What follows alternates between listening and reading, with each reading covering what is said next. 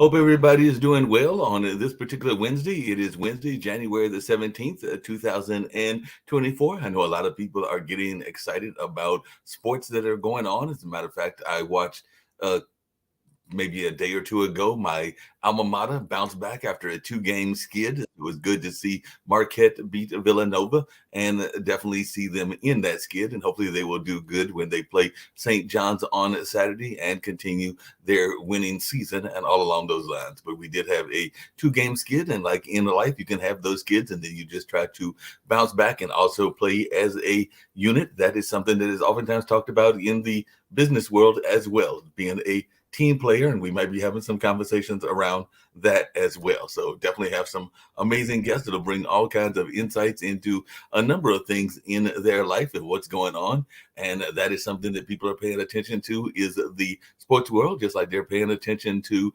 the things that are going on in another sport, that being politics and all along those lines. Because we do know that Mr. Trump won in the Iowa caucus, and some people are excited about that, while other people are not as excited. And we'll be seeing how that goes on as people are preparing for what some people is going to be saying will be a rematch of the last election, which will be Trump against Biden. And definitely it doesn't seem like the young folks are getting a lot of say, because it does seem like we might be heading toward another president that is in either their late 70s or their early 80s, depending on who wins that election. Said that'd be the election that we head toward, and all in that space.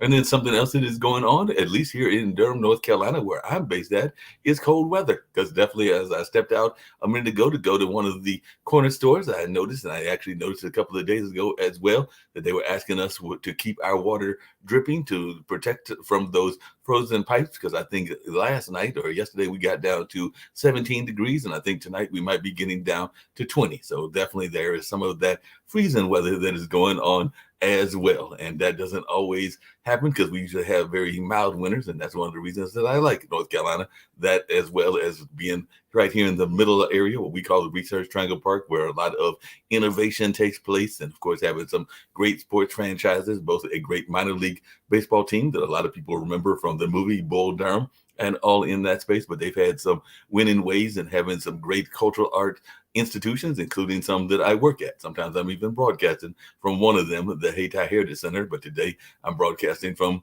the home office, at all in that space. But there's some great and amazing entertainment that takes place in this area. And like I said, usually pretty mild winters, and it won't, not saying this won't be a mild winter as well, because they're talking about us being back up into the high 50s or the upper 60s by next week. But for right now, we're going to have to deal with freezing temperatures and all along those lines. So that's just some of what's going on. But I've got some amazing guests, and I'm going to learn more about them, what they've got going on, and if it's freezing in their part of the world as well. So I'm going to start off with I've got so many amazing guests. I've got so many amazing choices. But I think I'll start off with Robin and see what Robin's up to, and then I'll bring in some of my other guests as well. So Robin, how are you doing today? Is it cold where you are? Because like I said, I think that Oh, right now we're in the above freezing, like maybe around 34, 35, but they are saying that tonight we might get down to around 20 degrees or something like that here in Durham, North Carolina. So how is the weather treating you where you are, Robin? And tell us a little I bit about what you've got going on.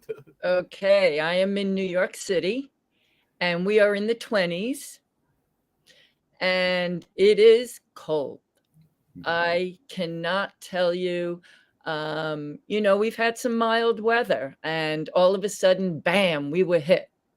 Yep. So we even had a little snow this week, and then we have another snowstorm coming up. So, you know, there's been a lot of global warming, but it's finally hit us. And we're resourceful, we're resilient, we're New Yorkers.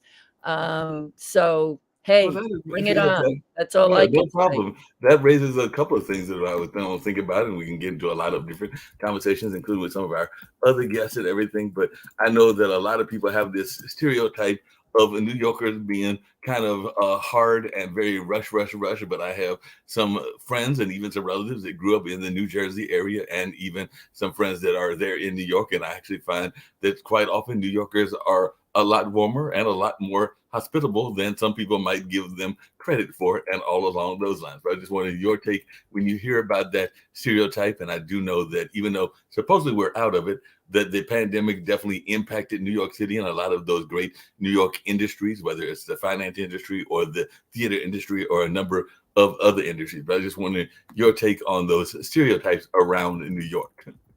Well, all I can tell you is you hit the nail on the head. The word stereotype. Mhm. I have to say that my fellow New Yorkers are some of the warmest and most helpful people on the planet.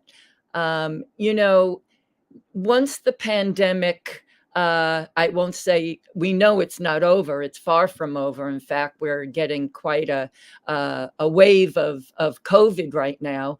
But during Christmas time, I mean, the amount of tourism has just exploded. You couldn't get a hotel room. So if we were that cold and that mean, I don't think people would be just, rushing to get here. And it's really, it is a stereotype. We are It's, we are it's the best.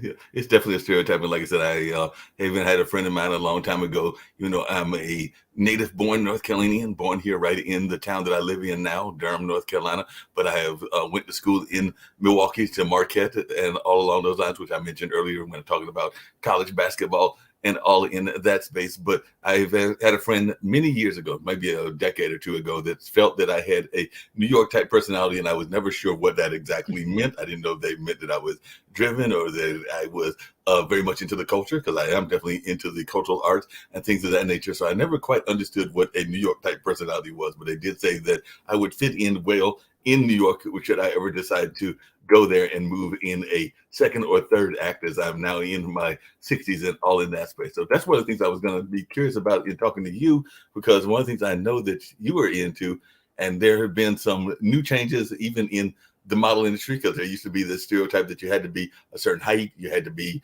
a certain imagery, whether that was like the blonde, blue-eyed imagery and all along those lines. And I think that we have gotten away from that, and there are definitely some very successful short models and even some people that are doing things differently. Because one of the things I mentioned on our Yes. news show earlier today was that the pageants, like Miss America, apparently had their first ever service person, and it was actually a woman that won that. Of course, it would be because it's a Miss America pageant that was an active military person. I think that she was a actively in the military and is a Top Gun type person, if you're into the whole stereotype from the movies and all along those lines. So she is actually a fighter pilot and all in that space. But I just wanted you to talk about even getting into this industry at a later time in your life, because I don't even think you became a model till you were like in your 40s and everything. And I'm not sure. No, Even 60. 60s. Wow. 60. What happened was, I started in the 70s. Mhm. I was born and raised on Long Island, Mhm. and I moved into Manhattan 1971. Okay. And it was a very, very different place than it is today. It was uh, it could be considered a scary place to be. The graffiti, and it was not what it is today. It was, some people think of, when they think of Times Square, they call it Las Disney, Mhm. because it really has cleaned up its act. For some people, they prefer the old New York because everything has become pretty corporate. It's not, the mom and pops all went out of business, which is really a sad thing. But a lot of the personality that people moved here for way back when is no longer that kind of in New York City. The New York days, Right. start spreading the news. So now it is a very safe place to be. Mhm. But, it's funny, Mark, you talk fast. Yes. And a lot of New Yorkers talk really fast. So I could imagine people saying that to you, that you would fit right in. And it is, the culture here is so wonderful. And, you have Lincoln Center, theater. The theater world has, really come back to life with a vengeance. Mhm. Um, but in terms of my modeling work, Mhm. I started when I was a young girl. I really wanted to be Cheryl Tiegs Okay. because that was all there was. If you want to be a model and you didn't look like Cheryl Tiegs, you didn't work.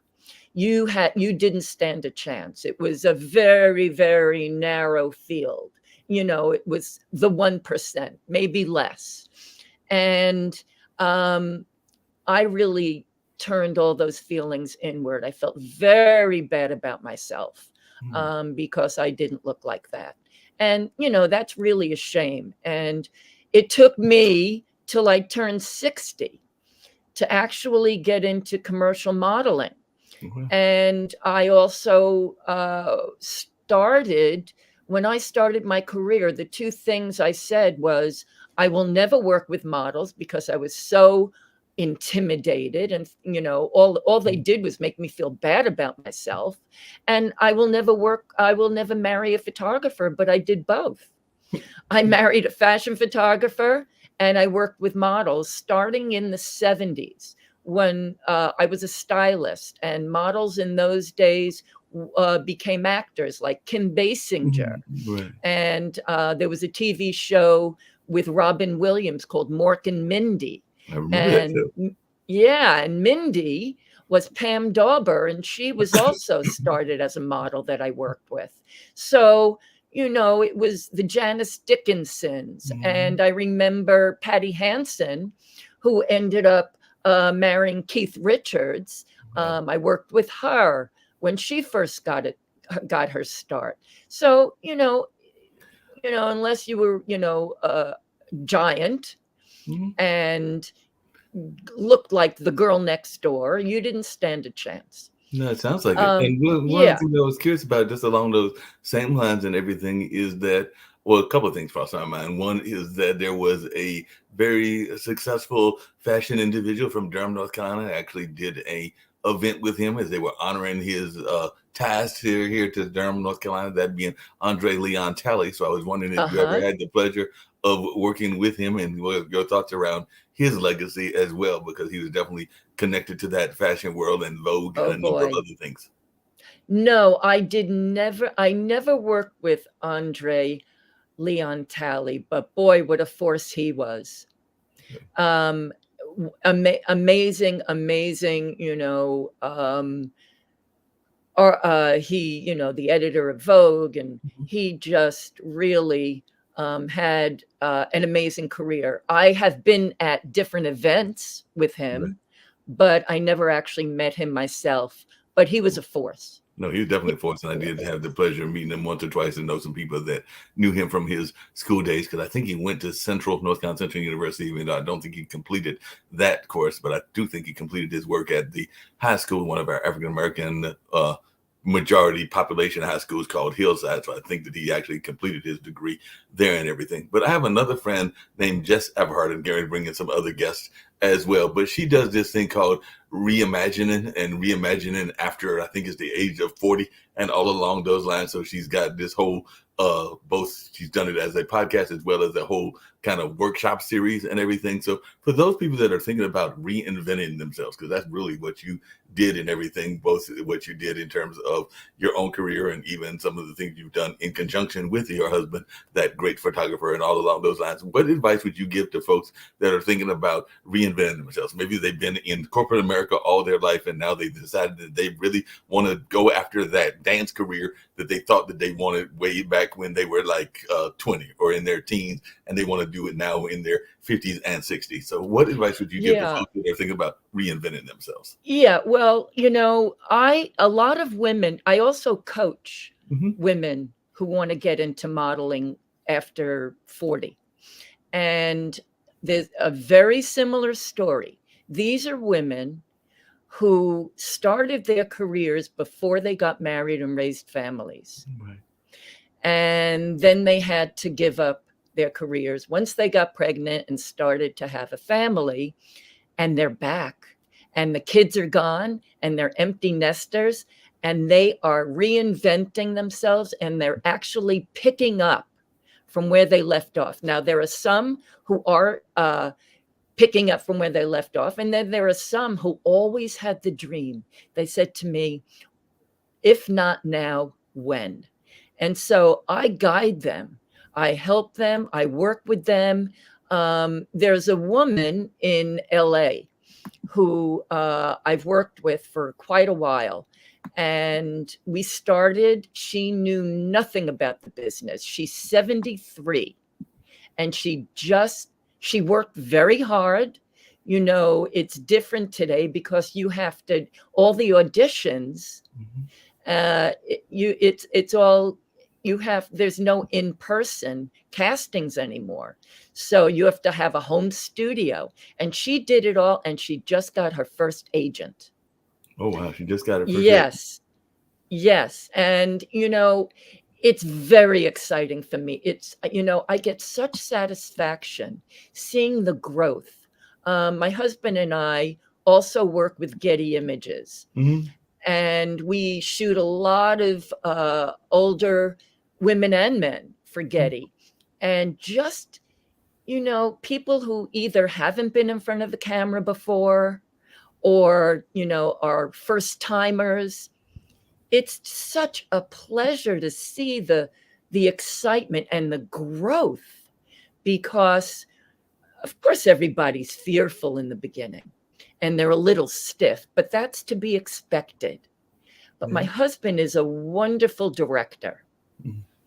And then people just start to loosen up, and they start to move, and the photographs, they just are mind-blowing. Really, we work with an art director, and she really, you know, she approves the casting, she approves the wardrobe, and then she edits all the photographs and decides what will make the cut and what will go into the collection.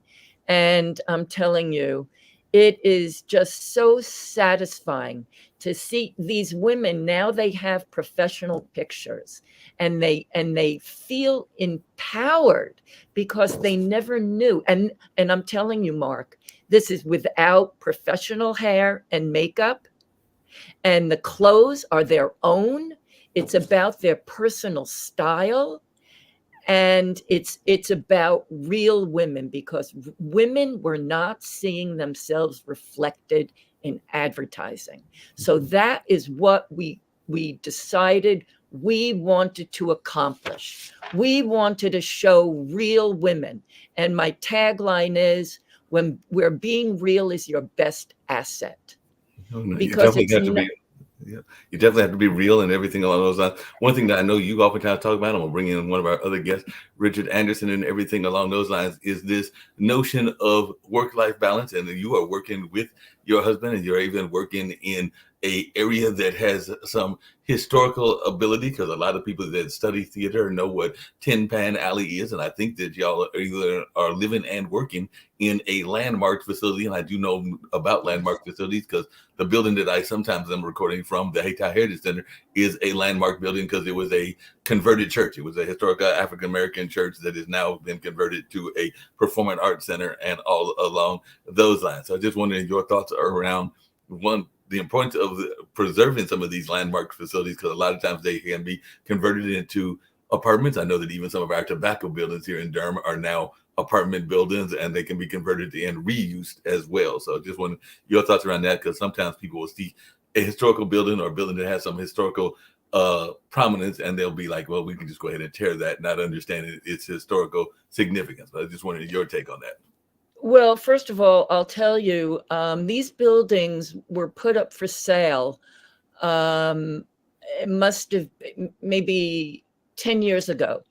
The landlord at the time was trying to sell it at a footprint for $40 million. It was the community that got together and started a campaign to save Tin Pan Alley. Wow.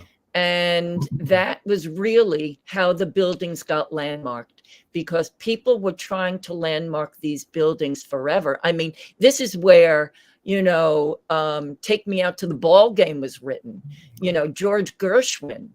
And you know why it was called Tin Pan Alley? No, why was it called Tin Pan Alley? I'm not sure of the history. Because this Tin Pan Alley was where all of the sheet music was sold. And they used to play the piano for people who wanted to buy songs and sheet music. All the music publishers were in these buildings. So somebody walked by and said, it sounds like tin cans being hit, but that was the piano playing. So that's how it got its name, Tin Pan Alley. And, my husband moved into these buildings in 1975. And at the time, he's a photographer, and we weren't really supposed to be here. It was a commercial building, but there was something called Artists in Residence in Manhattan. And this is a loft building. And if you lived there are certain window periods where if you were an artist and you lived in those buildings, then you could get residential status. So we were able to get residential status. All of our neighbors are artists as well, different kinds of art. And then, as I said, at one point, the landlord put the buildings up for sale. There was a huge outcry. And finally, after years of, public outcry, they finally gave it that landmark status. Amazing, yes. Everything. Richard, tell a little bit about your story as well, and then I want to hear both of you about the work-life balance. And like I said, I've got some other people that I'll bring in as well, but if you'll share a little about your story. We've heard some of Robin and what she's done, and she's also doing a lot of work with people that are in the space of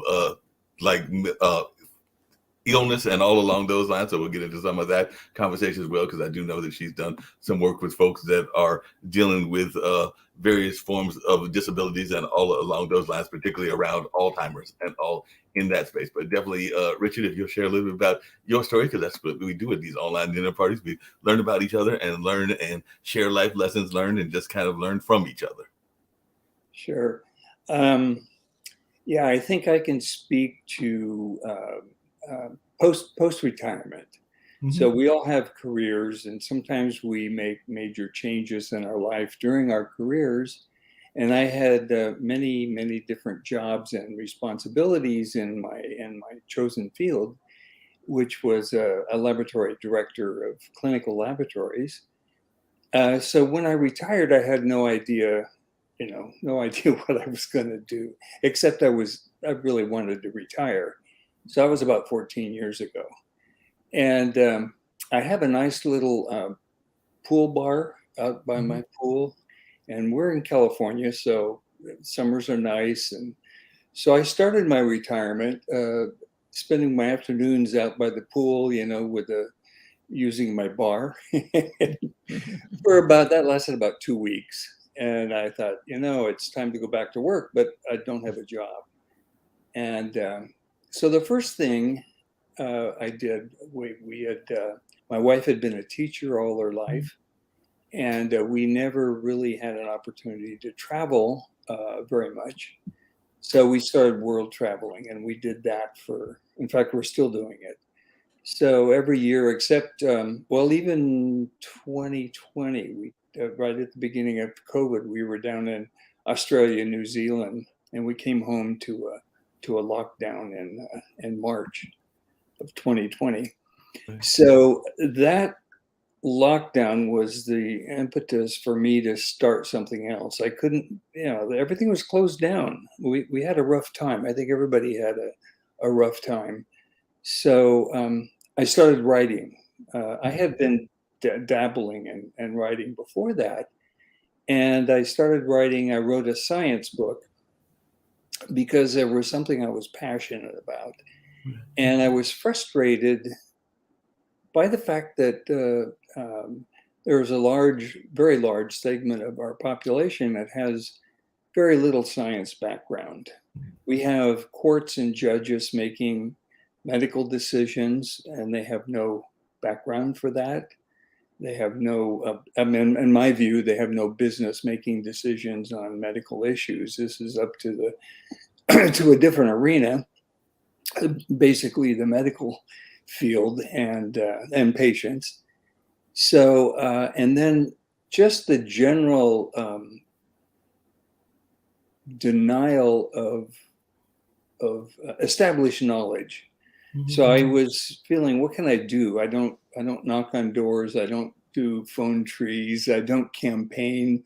I'm not into that. It's not something I like to do. So, so I started writing, and I wrote a science book basically on evolution and ecology, and then where our planet is and so forth. And the title of that is The Evolution of Life, Big Bang to Space Colonies. Well, along those same lines, because even Robin had mentioned it earlier, was we were talking about the weather. You have a number of people that see the changes that are going on in the climate. I actually had somebody on last week's online dinner party that I think was from Wyoming, and they hadn't even had any snow yet, which we know is very unusual for that part of the country and all along those lines. So I just wanted your take on climate change, and maybe Robin wants to jump in as well, because she did bring it up. And we were talking about even what's going on in New York. And one of my favorite books when I was a youngster was, because I've always been into activism and to some degree some militancy as well. And I used to love this book called Ecotage, which was really a gentleman that was kind of a clandestine eco-terrorist, for lack of a better term, and everything that would literally go into like the corporate offices. And if they were polluting a lake, say in Michigan, he would get dead fish and dump it on the corporate president's office by sneaking into the office and creating all kinds of a stir that way and everything. And I think the gentleman has passed away several years ago, but he definitely was known for that type of ecotage, which is ecological sabotage and all, or ecology sabotage. But I just wanted your take on where we are as a climate, and should we have more people that are doing these kind of activist kind of things like that particular gentleman was doing. And I think that was mostly in the Midwest. It personally is not something that I would aspire to, but I do believe that there's a place for a certain amount of eco-terrorism and terrorism, and you know, I support Greenpeace in general. They do some of that too, to raise awareness. My personal feeling is we're on a downward spiral, and I have a lot of data to back that up. As far as our climate and our global warming, it isn't that it will destroy life on this earth. It will change life. It will cause evolution. The main damage that the climate change will have is on us, and it's an economic damage. It's going to affect coastal areas, flooding. It's going to affect farming, agriculture. Just about everything you can think of, it's going to have a negative impact on us. And other species will adapt. If we were to go extinct, for example, as a species, our planet would recover and would do it very nicely. So you might do quite well with that. But just along those same lines, one of the things that I sometimes wonder about, I'd love to hear your thoughts, and if Robin wants to jump in, and like I said, I'm going to bring in some of our other guests, including one that deals quite a bit with the ancestors and all along those lines, is this notion of equality within the notion of even how we can deal with what's going on in our climate. Because I do know that there are a number of people that are looking at space exploration. You even talked about that, and off-world colonies, but not everybody can afford those. If you're living in an area, and I'll just give an example where Robin is, if you're living in Harlem, I don't know that you're necessarily going to be able to afford getting on a spaceship to get to those parts of the safer zones, if there are safer zones out there in the world and everything, unless we figure out some sort of eco plan, or like economic plan, like we have in the whole airplane and train industry as well. So there had to be like an econo class or something if that was going Yeah. to be the case, and all along those. I just wanted I think you're talking about the 1% at this point. Right. You know, you have the Elon Musks and people who have that sort of money, but I think we're so far away from that kind of being within our lifetime. I don't see that. My husband and I have my husband is a fly fisherman, and upstate New York, we have a log cabin on the west coast of the Delaware River. And, when it rains now, it floods. That never used to be. When we first bought the house in 2005, it flooded. They called it the 100-year flood. We did not have flood insurance because we didn't have to, and now it's mandatory. So, we see the changes, more upstate. I mean, and New York, the subways are flooding when it rains. This is unheard of in New York City. Irene, all the art galleries on the West Side, art was ruined. And so, these are significant changes. In terms of activism, in the late 60s, I used to go down to Washington. I used to march, for women's rights, for equal rights. And, I do attend marches. To me, what that does is it does shine a light on issues. I'm not one to do any sort of terrorist activities, but anything anything that can be done to make change for the better, I'm behind. That makes a lot of sense. I also brought in June, and I know June talks a lot to the ancestors and all along those lines, and is very much into karma and everything. So I just wanted your thoughts about this conversation, even around climate, and if you'll share a little bit about your book and all in that space, because I know a lot of what you talk about is even saying in tune, not just with what's going on in our current dimension, but even in the being connected to our ancestors. Because one of the things that I mentioned to you when we were on a show before is that I still am very connected to people that have passed on in my life. I think of one of my inspirations being my grandmother, who passed way back, speaking of the 80s, in the early 80s, but it gave me that love of reading that I still have, and a love of creativity and the whole creative realm. And then there are more recent passings, like my good friend, who actually has some ties to New York, Robin, Baba Chuck Davis, and all of that. It was very much into African dance and was a pioneer within African dance and all along those lines. But even though he passed about several years back, I still feel that there is a resonation and a connection with him, even though he's not here anymore. And the same with Mr. Phil Freelon, who designed or was one of the main architects for the African American Cultural Museum in DC and everything. So they still resonate, even though there's just a few, even though they're not on the planet. But I'd love to hear your thoughts around what your book is and some of the conversations that we're having. Well, we all have a purpose here. We all planned this life before we came here. We all have different opinions on things, and our opinions are based on our life experiences. And as your life experiences change, your opinions change. It's that simple. Your belief system is usually what someone taught you or told you until you've experienced it. And when you start experiencing things, if you do the research to find out the why behind it, you'll understand what's really happening everywhere. We're all energetic beings. We're not the suit that sits here. We're the energetic soul that's inside here, and we're all connected. Whether we like it or not, we're all connected. We all have a purpose. Wouldn't it be boring if we all had the exact same opinion on everything, right? If we all looked alike, why would we even get out of bed in the morning and be like Robot City, right? So people have to really understand that the fact that there is diversity, it's a wonderful thing. It makes people think when someone says the subways are flooding, New York's going to be underwater in another year. Oh, let's research that. Why? What's going on? What's happening? Maybe it's true. Maybe it's not true. Maybe there's something behind it. Who knows? I mean, now it's getting more and more challenging because it's difficult to find the truth out because everything's being censored everywhere. And I guess it's been going on for many, many years, and we're only waking up to those facts now. There's a huge awakening that's happening.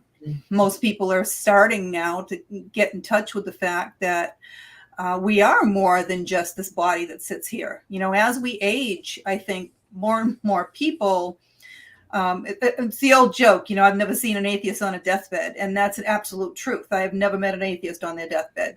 The closer and closer you get to your maker, the more you're ready to listen and learn and understand why we're here, what's going on, where do we go from here? And that's where I help people, because I teach them how energy works, how the universe works, what happens when you do leave here, why are you here, what's your purpose? Everybody has a purpose, and sometimes our purposes are always changing because we're here to learn certain things. That makes a lot of things. That makes a lot of sense. And along those same lines, I'm going to bring in Zen, and I've got a couple of other people I'm going to bring in, or at least one more, and maybe two more as well. But one of the things that I was curious about for everybody here, and definitely Zen, if you'll share a little bit about your mission and your thoughts as well, is Zen, first introduce yourself, and then I'm curious to hear, because I am either fortunate or unfortunate, depending on your point of view and everything, that in my early 60s, we'll hit the big 6'2" in July. I am still in that single lane, living in a small apartment and all along those lines. So don't have all of that work-life balance, even though I still have to pay the bills and still have to do other things, but don't have to necessarily have the balance part of a relationship, at least not at this particular time, and all along those lines. So I'm oftentimes fascinated by how people are able to maintain that work-life balance, particularly when you have a family and in some cases multiple careers. But Zen, introduce yourself, and then I want to hear from everybody their ideas around work-life balance. And then there's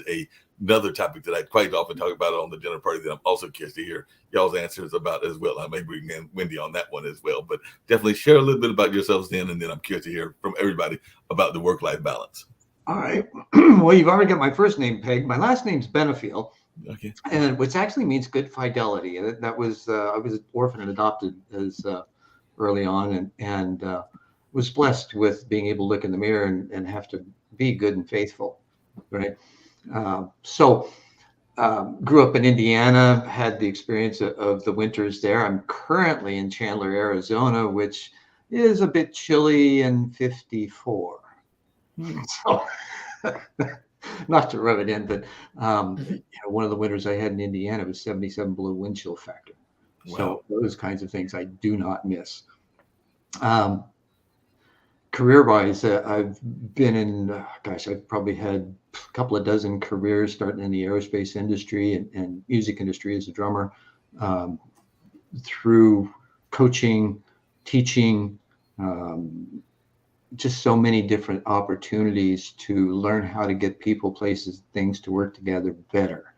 And how that fit in as a teenager. My first year in college, I was in a pre-med program. And I came back after the first quarter. I was just distraught. Life wasn't going well. I'd asked my high school sweetheart to marry me. She was already married. And one of those teenage, heartbreaking moments. So I went back and I hit my knees and I prayed to know what truth was, and I was willing to die for it if necessary. And be careful, right? 11/11/1975. I come back from class and I'm in my afternoon meditation, and this voice I'd been familiar with since a child asked me if I was willing to die for what I believed in. And after I clenched a bit, I thought, Christ consciousness still feels a little empty. Not sure why. Didn't ask. Cosmic consciousness. Yeah, that feels good. Yes. Well, soon after I was in the white light beyond, got my marching orders, came back. And when I came back, the instant understanding that I had was that we're all cosmic consciousness condensed into form, just unaware. So what's that mean? Right? How do we work together? And what I found was in the Vedantic philosophy, it's 15,000 years old. We're all divine threads from the unity of consciousness, capable of being God conscious. Well, what's that mean? That means we're able to create our own realities. Right? We are in charge, whether it's unconsciously creating it, which we do, or whether we're consciously creating it, which means that we're aware enough that we have the choices as to how. Hey, Zen, along those same lines and everything, and not to cut you off totally and everything, but along those same lines, one thing that people oftentimes will tell me, because I oftentimes get people that are offering me opportunities, they want you to join this business opportunity or that business opportunity. One of the things I'm I going to hit you with the global hear peace on movement in a the minute. online dinner party is how too often everybody wants you to kind of live their dreams, and they're not thinking about your own dreams and everything, kind of to what June's talking about. But I was just wondering, because some people will say that you can only have but so many masters in life, but I do know. Well, that's not true. And the reason being, my business name is Be the Dream. I've had it since 1988, and I help people actualize their dreams, bridging the inner and the outer worlds. We live half inside, half outside. We're bereft of the inside. When you understand the inside, then the outside becomes a little more manageable, at least, if not completely, depending on how disciplined you are in the process of becoming aware first, and then self-aware, which is how you interact with things and your ability to choose. So what that did for me, especially in COVID, man, what a godsend. Silver lining for me, my wife and I both, our businesses increased. We didn't change our attitude, our aptitudes, our behaviors in any way, as we lived as though things were normal, and they were. What came out of that, our businesses increased. And then in April of 21, I used to do a TV show here in Phoenix back in 1990 through 92, did about 120 shows, called One World. And my wife, I'd actually got remarried in 2017. At that point, I had 9 grandkids and 4 great grandkids from a previous marriage. However, and I'm just 66, right? So in 21, my wife comes to me and she says, "Hey, you really need to start talking to people again. You got stuff to say. They love you. I give you permission." And so I launched the current podcast called One World in a New World. What that's about is I talk to people all over the world about how they discovered their inner voice, how they built it into their lives, what it was like doing so, and what practical and pragmatic things were able to happen as a result. Now, part of what happened for me is the following January, I did an interview with a local defense attorney who I found out started a global peace movement called Live and Let Live. Right. By March, I was an executive or co-executive director with a woman in Hawaii. So we've got a gender balanced leadership team at the top. What we found out was that, hey, even though it was a real sticky message and people loved the whole title of Live and Let Live, there was no operational plan behind it. It was just this notion that, they launched, and we had 31 chapters in 19 countries already. So we put the brakes on and said, well, wait a minute, let's slow down. We got to make sure that all the details, the I's are there, the T's are there, they're dotted and crossed. We have a style guide, we have all the operational plan, the communication plan, all of those things in place after a year and a half now. And we're just getting ready to launch a new website, which ought to be able to help out greatly. We have 2 principles based on Live and Let Live, a moral and a legal. The moral is be an excellent human. It gives us an opportunity to discuss what that really means and how deep can we go with it. And the legal principle is don't aggress. Long-term goal, being a lawyer, is to remove aggression from the law.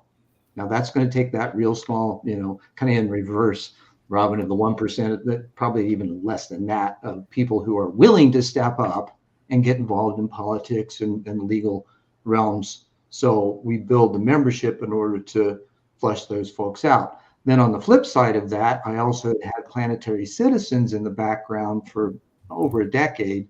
And I just received 509A2 status from the IRS, which means not only can we be a public charity, we can actually do business as a result too. So these are things that I've been preparing decades to be able to be ready for when this shift begins to take place. And COVID, through the obsession on self-hygiene, sequestration, got people to look inward and begin to figure out, hey, who am I? Why, what do I really believe in, and what am I willing to die for, maybe? Yeah, there definitely has been a shift, and I'd love to get everybody's thoughts about something I'm going to bring up and mention. But before I get to that, the question I asked earlier, and this is for everybody here that's on the panel and all along those lines, and I'll see if Anthony's available to come on as well and everything, is this whole notion of being involved in that work-life balance. So how do y'all do the work-life balance? You wanna It's do my one? lifestyle. It's my lifestyle. Flow. I see it as flow, and I think Mihaly Csikszentmihalyi put it succinctly: flow, the psychology of optimal experience. Right? How do we need to be in order to have the experience? It's the being that's most important. Yeah, no doubt about it and everything. What is your take on that, Richard? And then I'm going to bring in Anthony and hear what he's got to say from a business standpoint, because he is a business entrepreneur as well. But what is your thoughts around that, this whole notion of a work-life balance? You mentioned some of your own work challenges and some of the other things that you've done even in your relationship basis as well. But how do you do that work-life balance?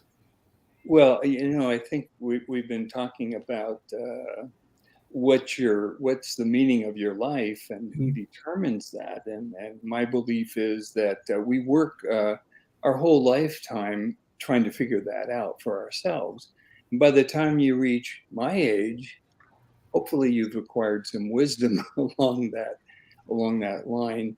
So your work should be something you're passionate about. And it can't always be. So if it's not something you're passionate about, then your extracurricular activities should fill that passion. And when you do reach retirement, you are prepared then to follow your dream that you might not have been able to follow while you were employed.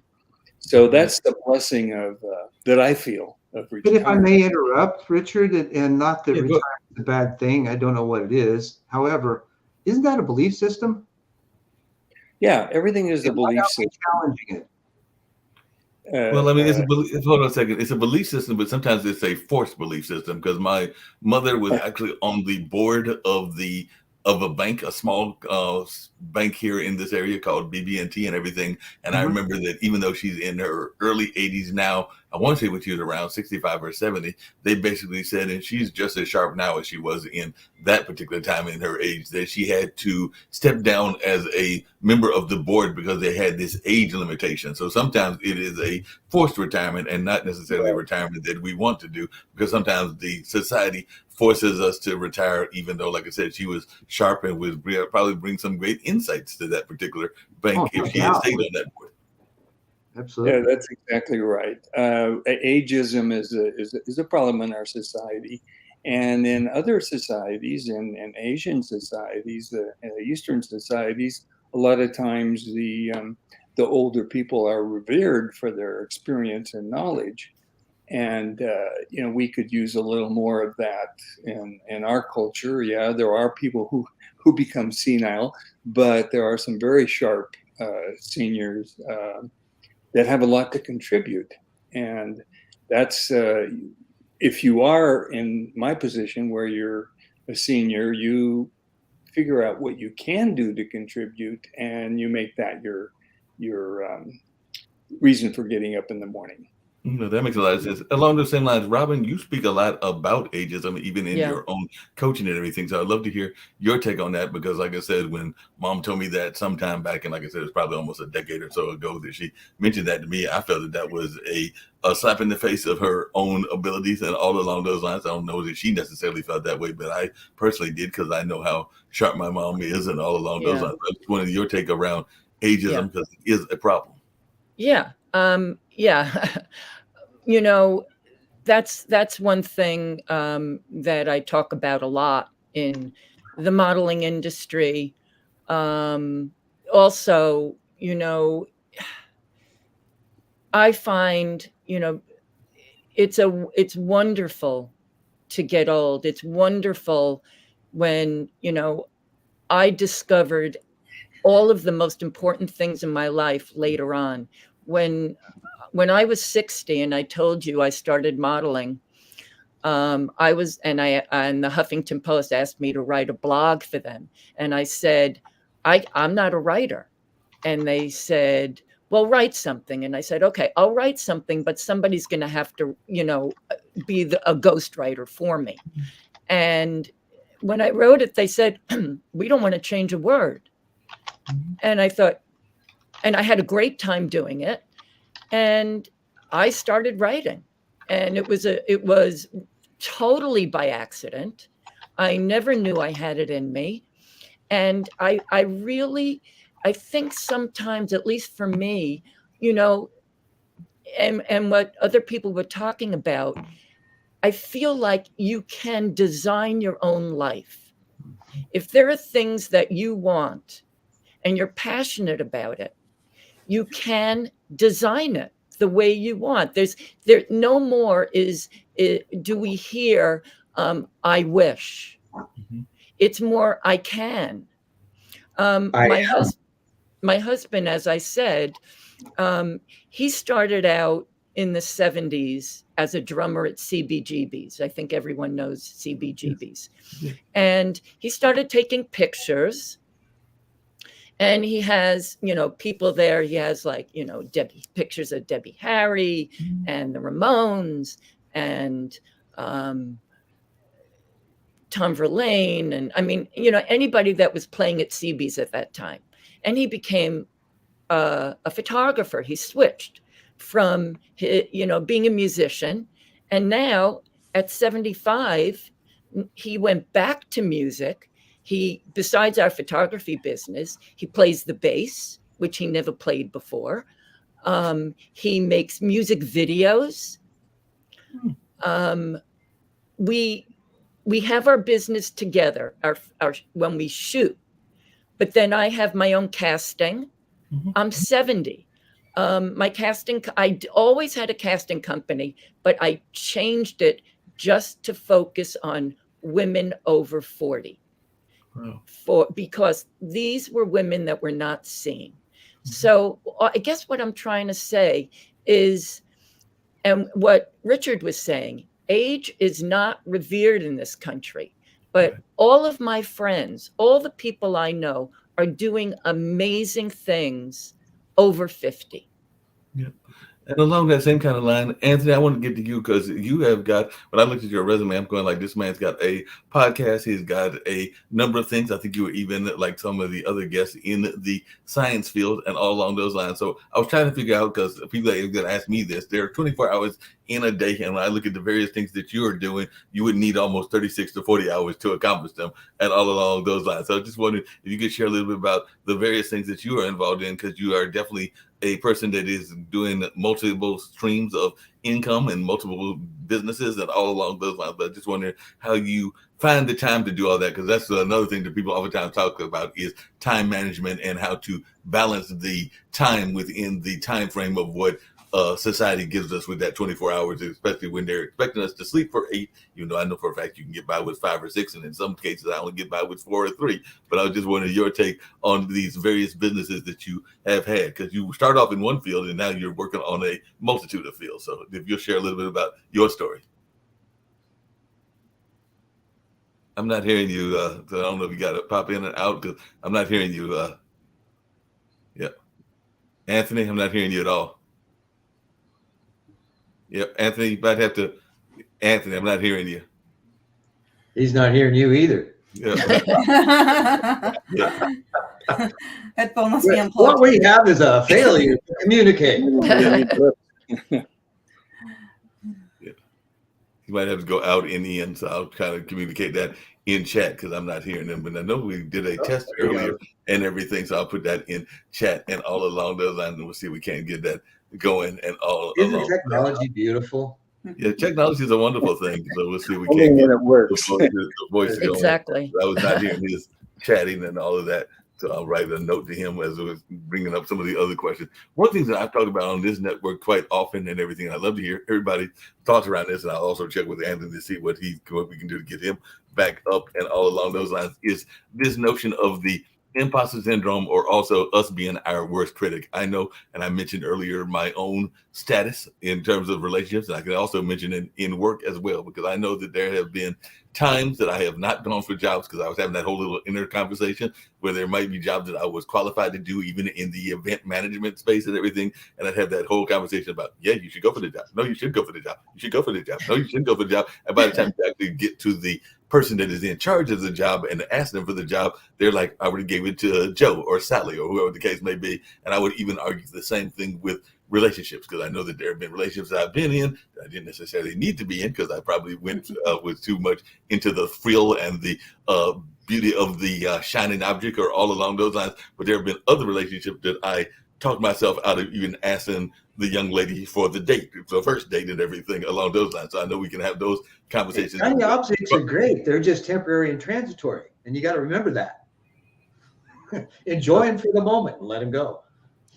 Okay, but because everybody's thoughts around that. I heard you then, but yeah, I do know that sometimes I'm sitting there going like, I was even actually talking to a friend earlier today, and I'm like, I should talk to this particular lady and everything and ask her out for a date. And I've even told her a couple of times that we've been in common environments that I owe her a lunch appointment or a lunch date. Now, I've been saying that for probably about 5 or 6 years, and she's only one of about 3 or 4. Ask me how many times I've actually gone ahead and said, let's meet at X, Y, and Z restaurant. It would probably be 0, because I'm too busy having that inner conversation with myself and all along those lines. So I want to hear from the ladies. What advice would you give me on that? Because I could be missing a golden opportunity and all along those lines, but I'm being too scared of even asking the question and everything. So Mark, didn't I send you my book? You didn't read it, apparently, did you? I did read parts of the book, but go ahead. Yeah, you read parts of the book. Yes, I think you better go back and reread the book. Okay. Yeah. No, energetic beings, right? You're on the same energetic frequency. That's what you bring into your life. So what's missing? Is it the self-worth? You don't think you're valuable? You don't have enough self-worth to go up and ask them. You don't think they're going to say yes. What's the deal with that? So, it's one of 5 reasons. It's one of 5 lessons that you need to be learning. All's fair in love and karma. That is true. And it is probably some of the fear of failure, the fear of, because definitely I am not always the biggest person when it comes to being confident in of myself and everything. And I definitely think that I put out good karma and all in that energy. And I'm very much of an empathetic being. So I definitely talk to and caring individual. So for my friends and acquaintances, matter of fact, I just called a friend today that was going through some hard times. He wrote me back a note saying that he appreciated my giving him some support and all along those lines. So I definitely think that I am an empathetic person. Even people on this network have said that as well and everything. But I do sometimes lack confidence, and that's both in the job market and in the romance market and everything. So that's probably part of what I have to do, is have stronger belief in myself. But Robin, what's your thoughts? You found the love of your life at sounds like a very young age, and y'all are working. No, I didn't. I was a late bloomer. I didn't get married till I was 47. Oh, wow. Oh yeah. I was having too much fun. Yeah, good choice. And you were one of the wise ones. Well, my husband says if we met when we were younger, we'd be divorced by now. Mm. So we got it all out of our systems. And we've been married now. In fact, this July it'll be 25 years. But it was the right time, the right place, and we were ready. We were really ready to settle down. Once you hit 47, you're there. And I live with. I used to also be an actor for 10 years, and I live with another actor, and we never married. It was like it wasn't the right person. Mm-hmm. So when you meet that right person, you just know. And I waited a long time for it, and I'm glad I did. That makes a lot of sense and everything. We've been joined by Ricky as well. So Ricky, if you'll share a little bit about your story. We've been talking about a number of things, everything from self-worth to your inner critic. That's actually where we are right now and everything. But if you'll share a little bit about yourself, and then I'd love to hear from the guys as well. And if you want to chime in as well, the whole notion of the inner critic, because I think that that's something that we many of us face, no matter, even if I've even heard some coaches that have some doubts about their own coaching abilities as well. But I'd love to hear your thoughts, just as to who you are, if you'll share that with our online dinner audience, as well as your thoughts around the inner critic. Yeah, happy to be here, Mark. Thanks for inviting me. So I'm Ricky Sluter. I'm from Fort Worth, Texas. And thoughts of the inner critic, my goodness, that plagued me, I think, the majority of my life. From things that impacted me in my childhood, that made me, want to really strive for the acceptance of other people. And that inner critic was constantly in there telling me that, you know what, you're not as good as so-and-so, but if you just try harder, work harder, do better, then maybe one day you can be. And so, man, I ran on that rat wheel of insanity almost until I was 40 years old, sadly, until I finally realized that I was just wasting a lot of time and a lot of energy, Mark. And I'd love to hear how the other people had handled that. I had a lot of things that hit me along the way that maybe influenced that as well. But yeah, I definitely spun a few rounds on that wheel of insanity for most of my life, sadly. It's a story of our youth. I think everybody. Yeah, I still have mine. It kind of has to do with making the decision with your brain or your soul. That's the bottom line, because we all have a brain, right? Hopefully. Right. And your brain has a specific job. It's a computer. It helps you process all that information, but its specific job is to protect you. How does it do that? It does it by creating fear. So if you're sitting in your head, you're making all the decisions based on fear. And that's literally a crapshoot. Half the time it works, half the time it doesn't, but you're always questioning yourself. When you learn how to get in touch with your soul, that's that knowing, that's that gut feeling. And you make your decisions with that. And 100% of the time it works out. You don't question it, you just do it. That's the difference. Along the same lines, Ricky, the title of your organization, or the organization that you're part of, and if you want to share a little bit about that, is Accepting Truth and Finding Hope and everything. And I know a lot of people are trying to do that just in their life in general, because definitely sometimes you have to even be willing to accept that somebody else may be on a different path and everything. I actually, as I said earlier, talked to a dear friend of mine, was helping him through some troubled stuff that he was going through, just in terms of his own self-esteem and things that he was going in that space. But he is in the music lane, and one of his musicians and him are parting ways because that person is wanting to pursue another career, I think, in the vocational space of being a trucker and all along those lines. So it seems to me that he is pursuing his dream, and that particular friend of mine had to realize that the paths weren't on the same path, and let him go do what he was wanting to do. And I think he even said that that's something that he told all of his folks, because he's not a spring chicken either. I think he's in his mid-60s, that if they had other visions other than his vision, he would be supportive of them in what they wanted to do, even if it wasn't part of the bigger picture that the band was having, and all along those lines. But share a little bit about Accepting Truth and Finding Hope and what that is all about. Yes, sir. So Accepting Truth, Finding Hope originally was just the title of my book. I spent 5 years writing it when I kind of came to the end of myself, if you want to say it that way, and was really, God was doing some interesting things in me and showing me pretty much, I guess, how I had gotten it wrong for so long.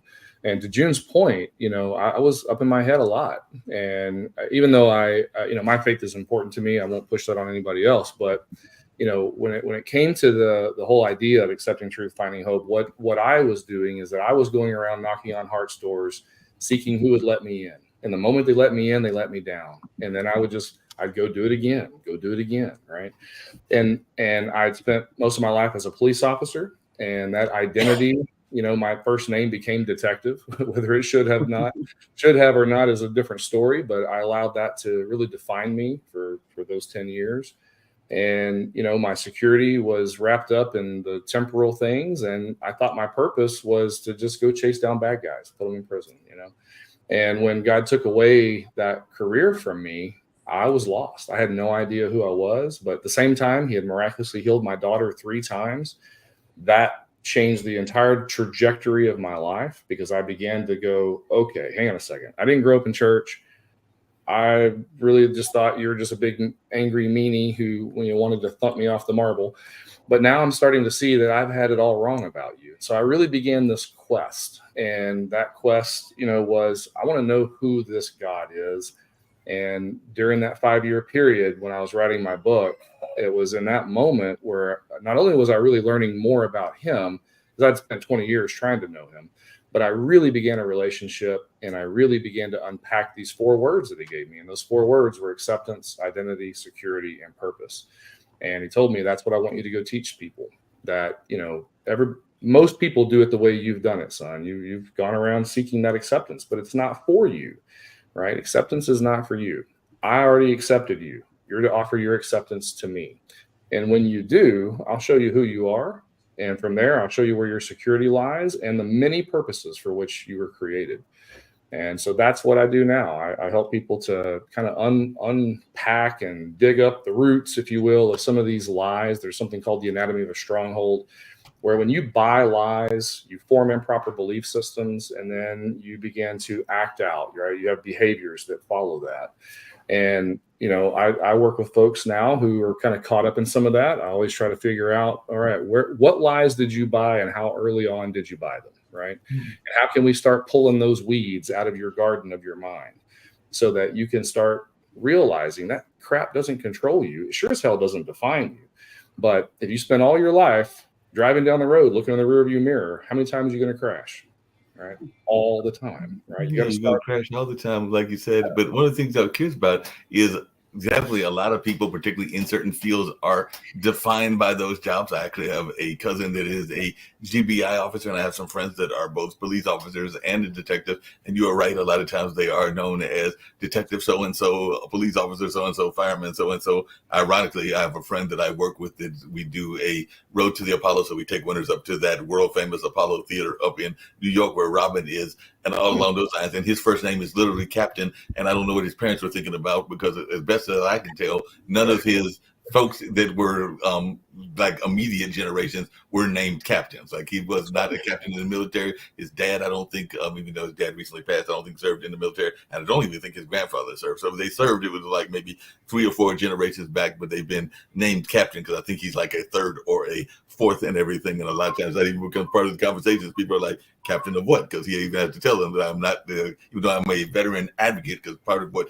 the Road to the Apollo is also a veteran advocacy platform. So he uses that platform to talk about veteran rights and everything. So he is a veteran advocate, but he never served a day in the military himself, but he has that title of captain. And some people are going like, wait a minute, that's your name, but you didn't serve that rank and everything. So they're a little confused. But I can relate to what you're saying, Ricky, even though I've never served in the police officer field, but even sometimes teachers are known for their more profession and everything. So my question for everybody is, how tied are we to the identities that we create in our jobs versus who we are as individuals? Because I think a lot of people will know you by your job, and if you ask them a personality question, like I'm sure that there are people, Robin, that even you as a coach, I could say, Robin, what is Robin? And they would probably tell me she's Coach Robin, or she's Model Robin, and the same with you, June. They might know you as an author, but if I asked them about your personality, many people would not be able to give me authentic answers and all along those lines. So I just wanted your take on that, because I think we have a tendency to identify people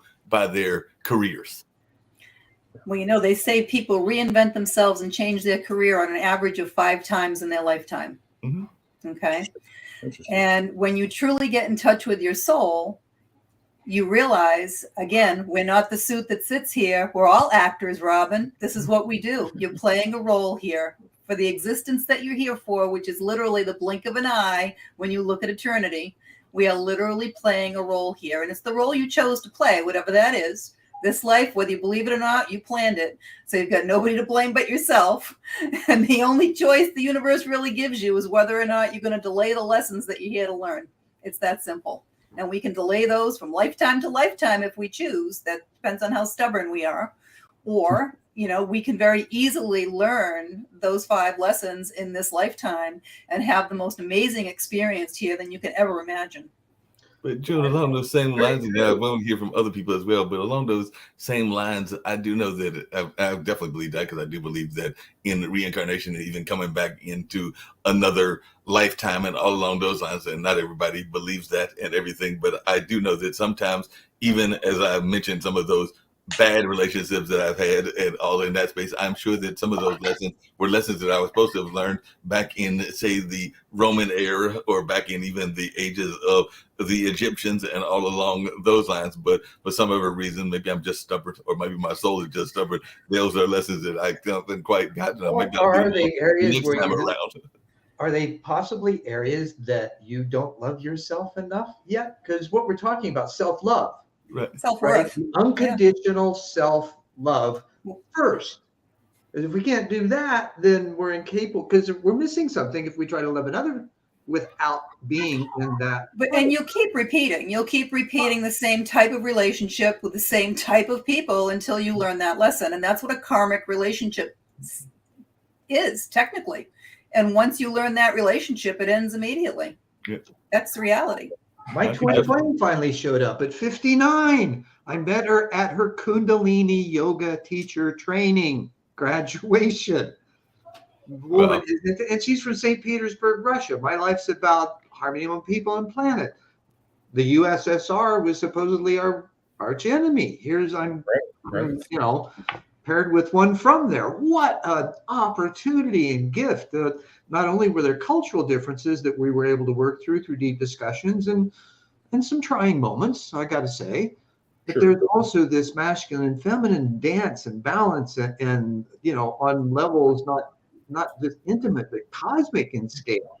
No, I hear what you're saying and everything, but I want to come to something that Robin talked about earlier, and I'd love to hear her thoughts even further about that, because even in that reinventing yourself, because one of the things I didn't mention is that I mentioned mom earlier and what she went through with ageism and everything, but my dad is actually, when you talk about those careers, he's probably in his 5th or 6th career, and he's doing quite well in the last career. I won't even say it's the last one, because he's 83, and who knows, he may reinvent himself again and everything, but he has been a very successful artist as a photographer, and kind of like in the same field as your other half, your significant other, as well as into some sound landscapes and everything. But he was also a teacher, a professor at UNC, and he was a civil rights activist, and he even did some stint in farming and all along those lines. So dad has probably had about 5 or 6 careers, and he's enjoyed all of those careers and has definitely been quite well at all of them, because he's definitely been a regionally recognized, if not nationally recognized artist, and definitely does good in that space. So I was just wondering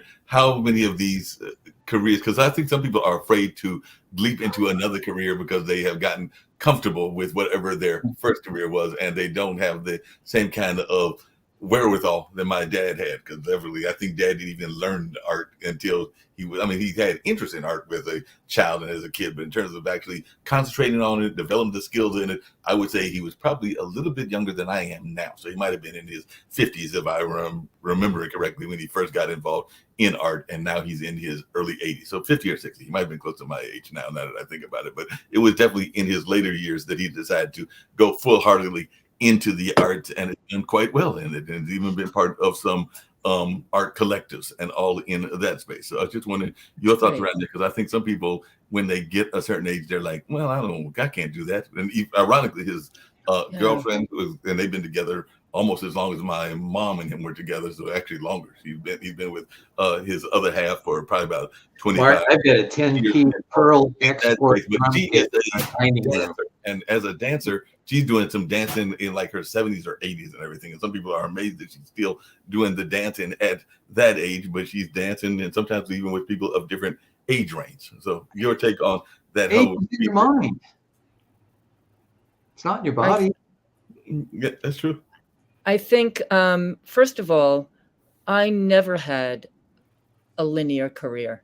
Mm-hmm. I started in fashion, and then I became an actor, and then I actually produced a documentary that was nominated for an Academy Award.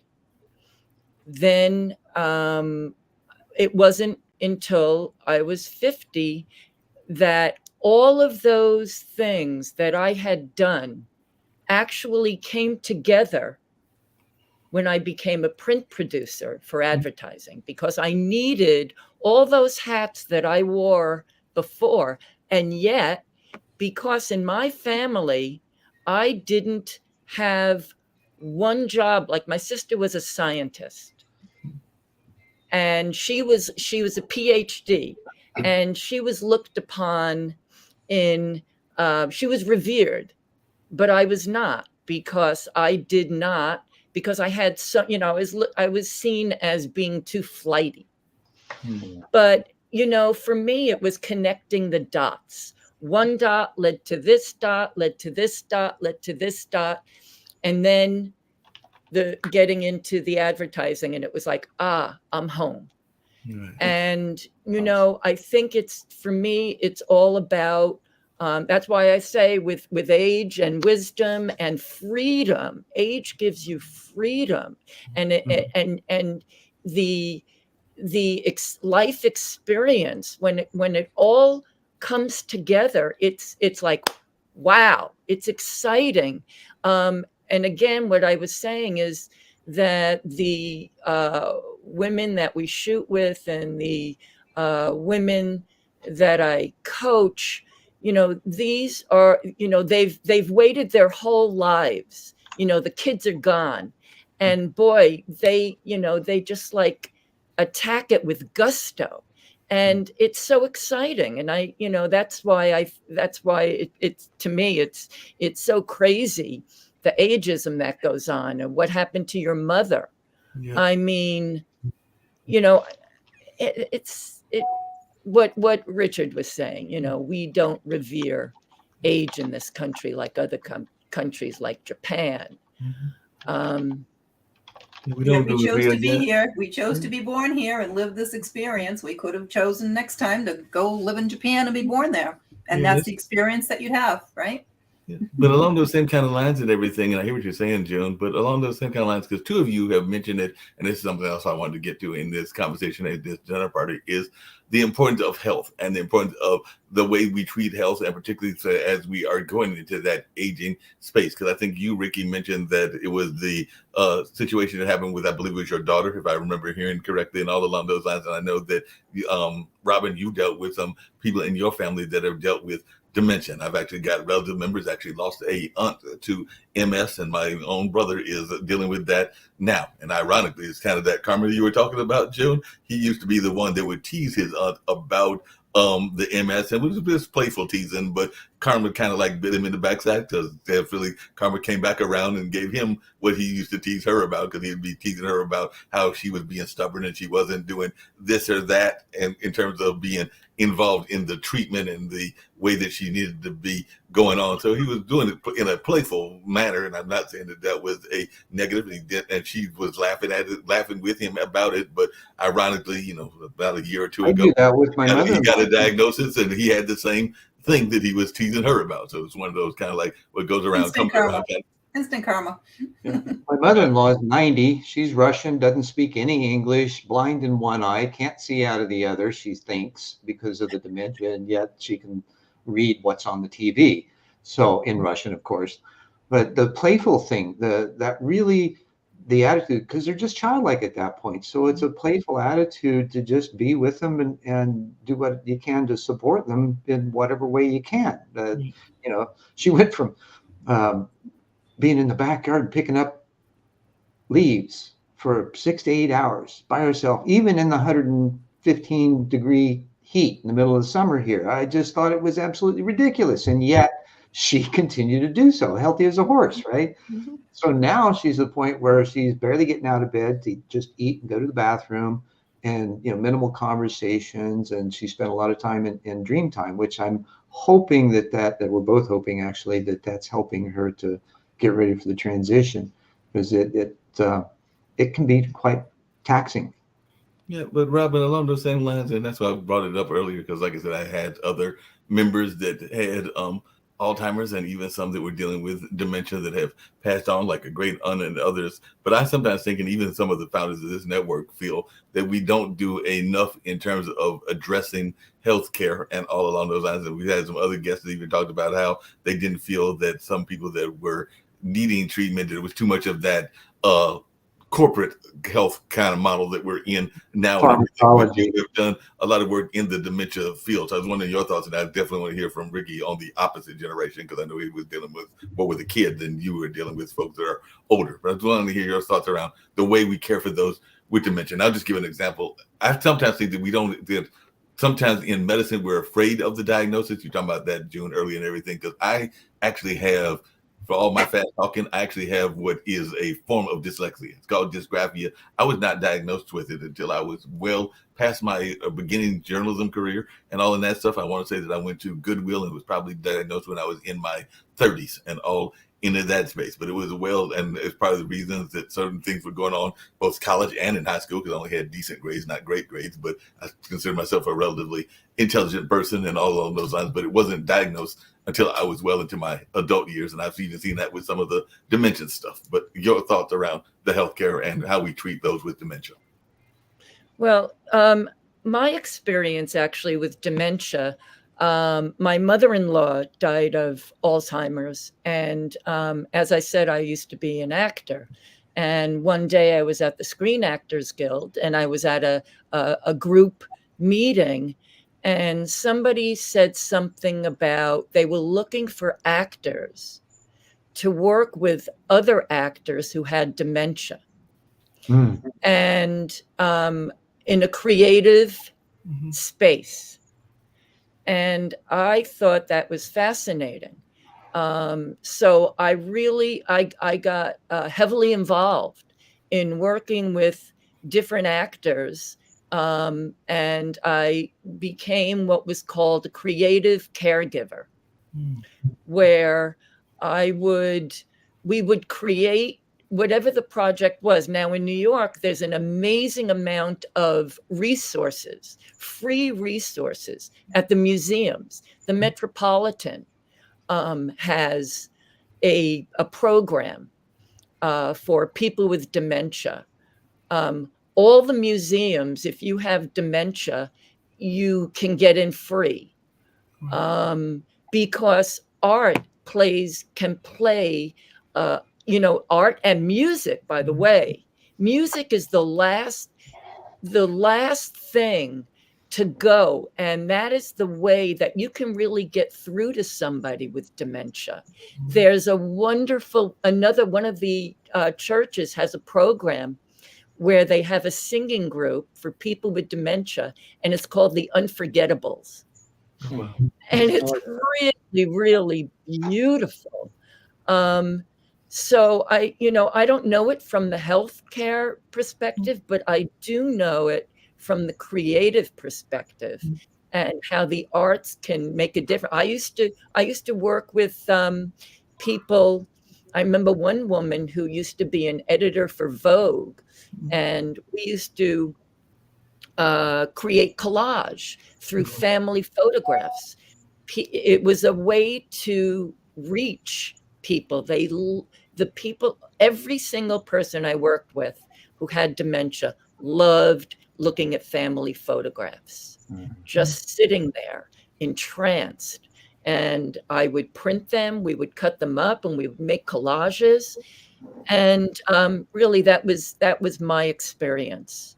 Sounds great and everything. Hey, Ricky, along those same kind of lines, I know it's a different generation and all in that space, but one of the things that my brother, who I mentioned earlier, has also worked with at-risk youth and all along those lines. It's a term that I'm not always that big of a fan of, because I think you're sometimes putting people into a box, and that's part of what we've been talking about at this time, is putting people in boxes and all along those lines. But one thing that happens, I know, in certain communities and even certain minority communities, is that we have a tendency to want to diagnose people and all along those lines, and then want to give them certain kind of medications. I have had friends, including one of those exes that I was referring to, that her son, who is now well into his adult years, he might be in his 30s or 40s by now, but he had certain hyperactivity, and so they were giving him Ritalin at a very young age. And I sometimes think that is something that is too often diagnosed too quickly is to give them Ritalin. When I don't know about the rest of y'all, but I think most kids, and I do have two nephews. I might not have kids of my own, but I do have two nephews, and I've got friends with kids, and even kids friends with grandkids. I have yet to meet a kid yet that is not hyper to some degree or another. It's just part of the nature of being a kid, best that I can tell and everything. So I do think sometimes we are too quick to rush to diagnose them with Ritalin. I'm just using Ritalin as one example. There are other drugs that are similar to Ritalin and everything. But I was wondering, as one that part of your journey of your own discovery with your kid's illness, your thoughts around that as well. Yeah, my daughter, specifically, I was very blessed, miraculously healed 3 times. So, we did interact with some of the medications and whatnot, but it wasn't to the degree that I probably would have.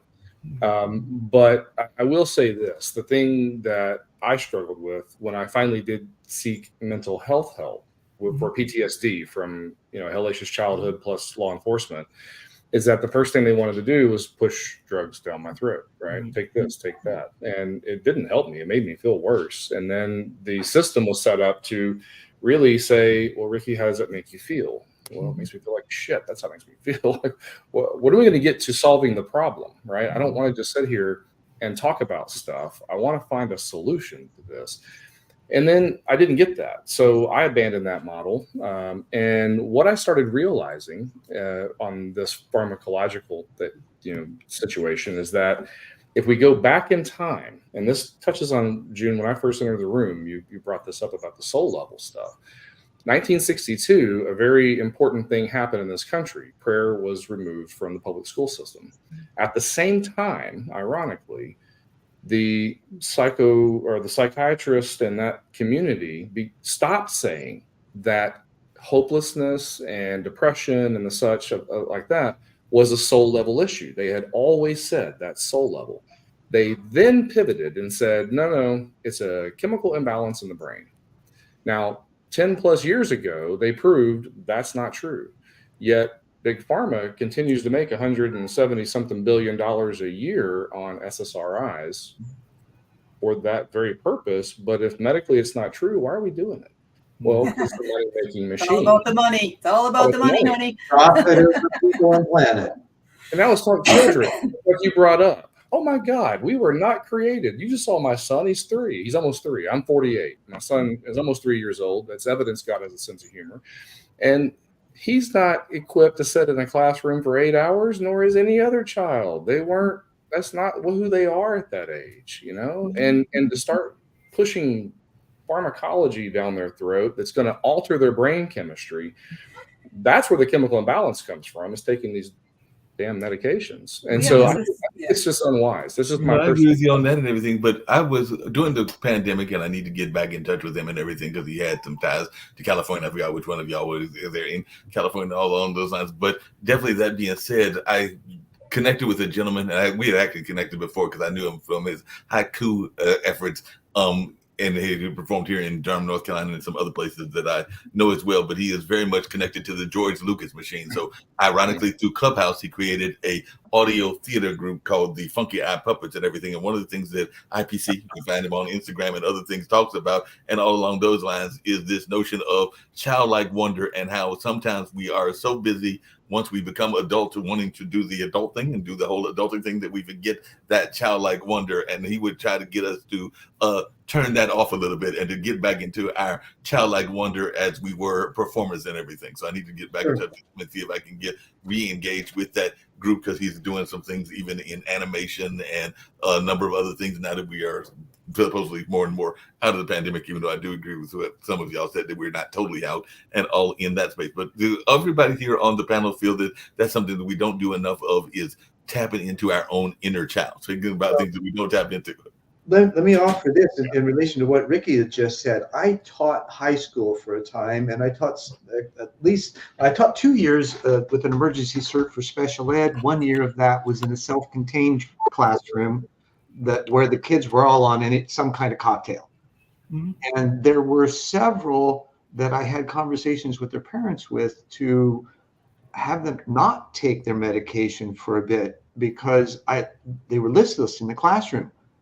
Right. And the reason they were on the medication, because they were, like this. I would rather be able to redirect energy than pull it out from some place that it isn't, because you can't.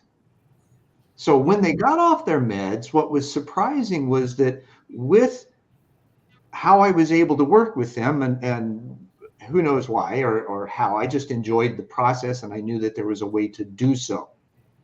By engaging them, they completely shifted their behavior patterns, which is one of the reasons why they're in special ed. They're either emotionally handicapped or learning disabled, often both. Right. So what I was able to do was get them working together with each other, enjoying the classroom, getting their work. We put a computer network in that I actually helped them cannibalize some old Mac 2 SEs that were going to the warehouse. And I said, nope, I want them. And so we all worked together. They were able to play educational games on them once they completed their daily work and then graded themselves on what they accomplished. And it was just amazing. I pissed a lot of people off because I was not a special ed graduate. A lot of times that's good to piss people off. Like I said, that activism spirit is something that I grew up in and all along those lines and everything. But just really quickly, Richard, I had a question for you and everything. When did this evolution in your mind start and everything? Because in my mind, and I know part of what you talk about is evolution. And like I said, coming back to even what June talks about, yes, I might have been around in the caveman era and everything. There might be some inner parts of the brain that I can remember what was going on at that time, because I know they say the brain is an amazing machine and all along those lines. But that being the case, or maybe not the case, and all in that space. But when did the evolution happen? Because when I look back on not so much like that was a slip of the tongue and everything, but when I look back at the whole notion of historical time frame, so whether it's the Romans, whether it's the Egyptians, whether it's even going back to the caveman, there seems to be a sense of play that I think we're missing now, and all along those lines. So I'm trying to figure out when the evolution that we got away from the sense of play, because even if you read the history books, there might be some hardcore things that were going on in Roman times with like the things that were going on in the Colosseum and some of the class differences, but there was also Plato sitting there having some very intellectual discussions, and there was probably some play in that. I would argue there was probably some play with the young kids that are in the caveman era running back around each other and everything. So I'm trying to figure out, evolution wise, when did this shift happen, and do you have any theories around that? Yeah, I do have quite a bit to say on it, actually. I would like to, first of all, have you heard of superagers? Mm-hmm. So a superager is, they're starting to show up, and there are countries they call blue countries, where people tend to live longer than the average. And so they've studied these countries as to what is the difference between, what do they have in common? Some of them are culturally very far apart, like Japan or some country in Central Europe. They're very far apart. What do they have in common? And the bottom line is they basically are very close to nature. In other words, they're not exposed to chemical contaminants as much as the rest of us. They eat food more whole foods, mostly. Maybe they have their own gardens. They eat in Japan, they eat a lot of sweet potatoes, the purple sweet potato. And so that contributes to their super aging, to their health. They're healthy until they die, which is what we should aspire to. The second thing we're talking about Alzheimer's and dementia and these things, and the chemical cocktails and the pharmaceutical industry. And I'm very much, most of people in medicine are very much against the way the pharmaceutical industry functions. And sometimes physicians are even too skeptical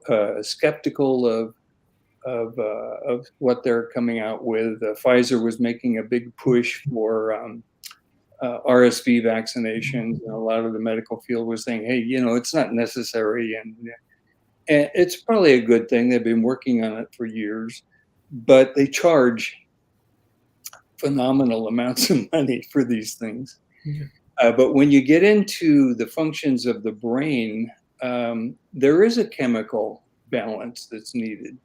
It doesn't have to come from a cocktail. It has to come from within ourselves. So I'm speaking of our microbiome for one, which is all the microbes that exist. 33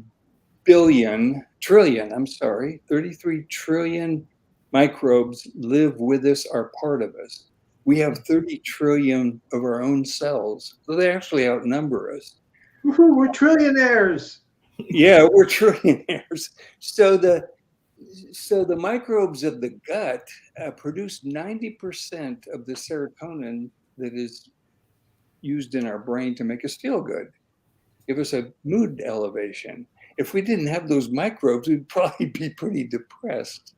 So that's those things are important as far as the balance of us being integrated into our natural habitats. And so we're doing a lot of damage to our environment that comes back to damage us in the forms of the chemicals that we ingest that we shouldn't be. Speaking about Alzheimer's and dementia, so part of the brain is damaged, and it can be, and that part is dysfunctional. And we're talking about art and music being preserved or accentuated. So I like to think of our brain requires a whole lot of energy to operate, tons of energy. So we can't operate the whole brain at one time. Multitasking is a myth. It doesn't work. So when we're thinking about one particular thing or working on a problem, most of our brain's energy is focused on that problem. And so when part of the brain is damaged, this energy is, I've got a phone call coming into my ears, so I gotta wait for it. No, I hear that. No problem. So this energy that powers our whole brain, now our brain is smaller, it's focused more on the part of our brain that is functional. Well, I had the father of a friend of mine who's an attorney, and the father was a very famous, a very talented attorney, and very educated and very knowledgeable. And he got Alzheimer's. So go figure, this man with a brilliant brain. And but in the early stages of Alzheimer's, he used to sit down at the piano and play and sing Italian operas in Italian to the top of his voice. He really got into it, and he did this for a long time, and better than he ever had done when he was fully cognizant.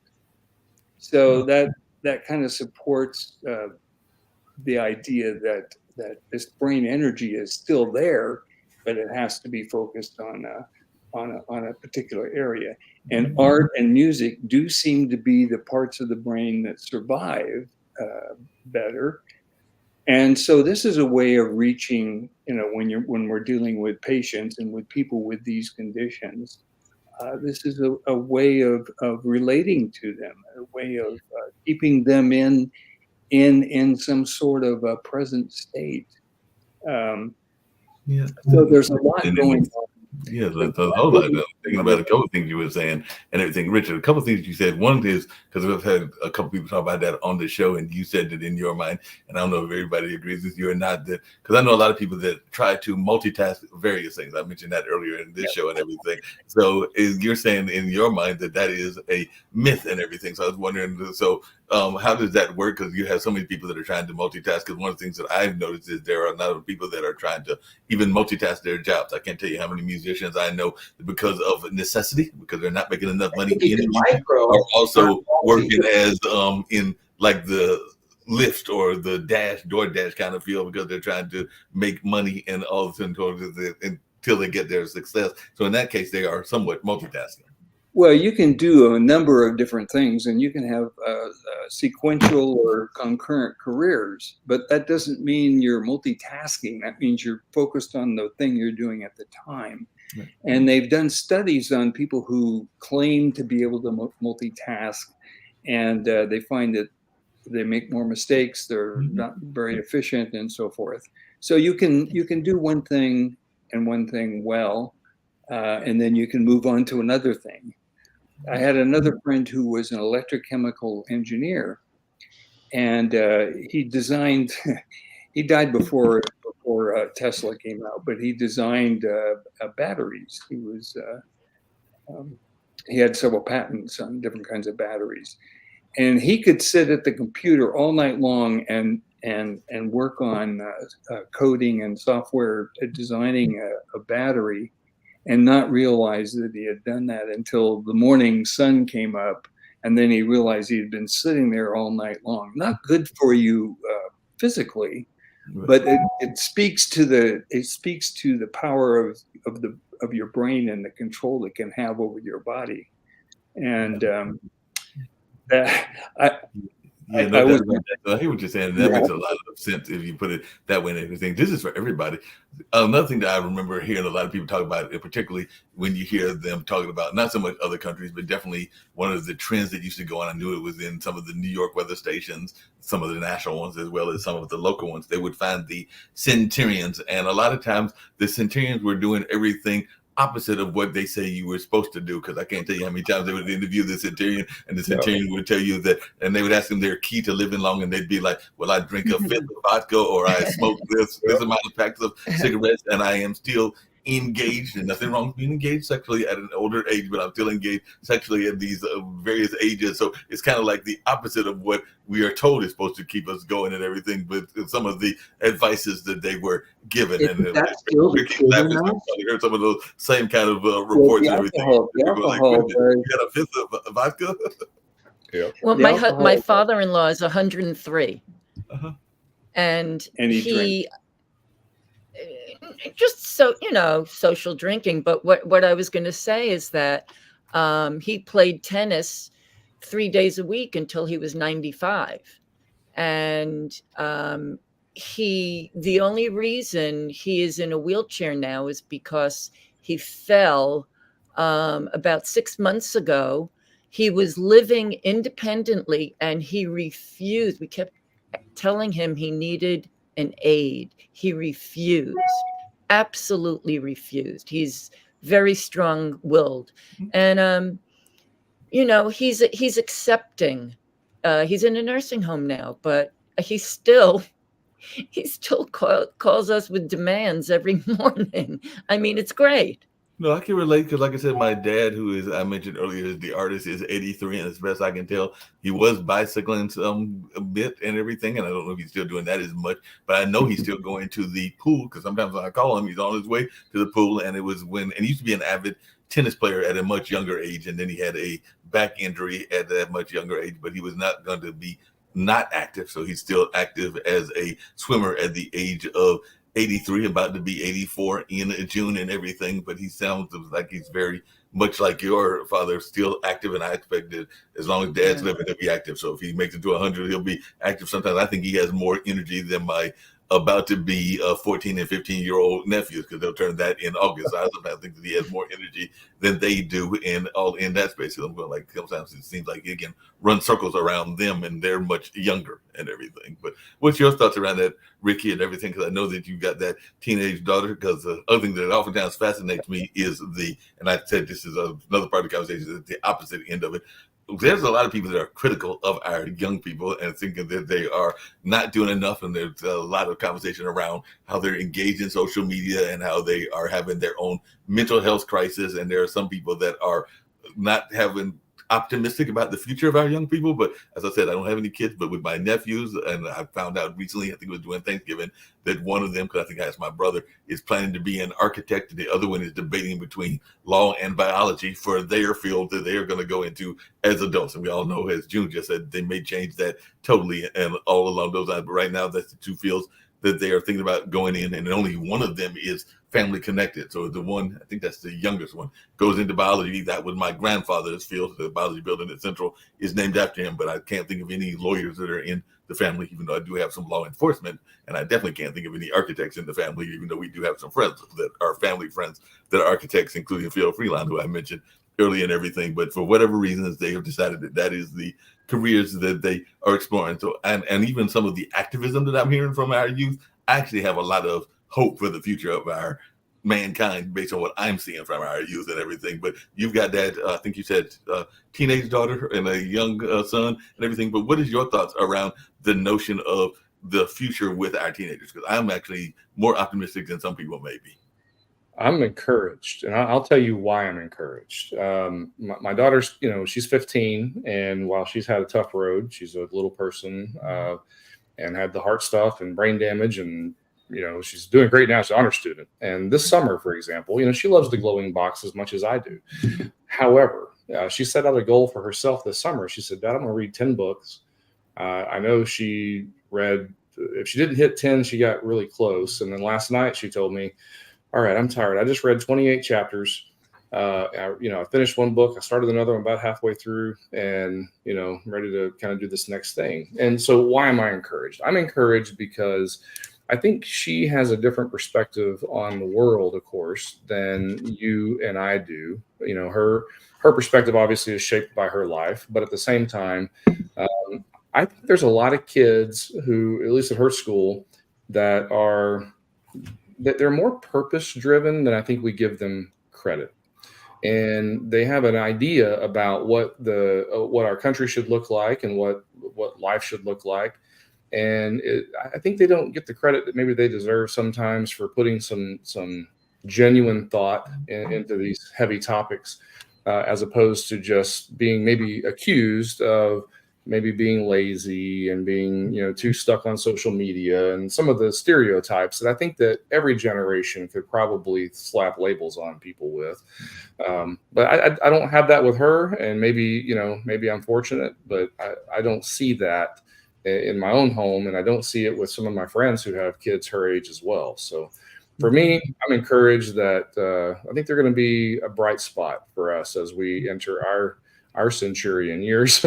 Yeah, no, and not only that, but I heard what you said earlier, and I'm not knocking people's various religious beliefs and everything, but I also find that they are more accepting this particular generation and all along those lines. So no matter what our views are of different racial divides and even different divides around orientation and a number of other things, I just find them to be a lot more accepting and a lot more conscious around those conversations than some of our older generations were, and all in that space. At least that's what I've observed, is they seem to be really, they don't care what you're doing in your bedroom as long as it's not impacting them and everything. That's what I find, and all along those lines, whereas some other communities like to get stuck on their own moral compass, not thinking of the bigger compass of the world and the Most High, whatever we want to call it, Most High and everything. But I think that they are more engaged in, one, making their own decisions, and two, not being dictated by other folks as well. So that's what I've seen, is that they will listen to leadership. They might even listen to some of their church leaders that they're involved in Bible study,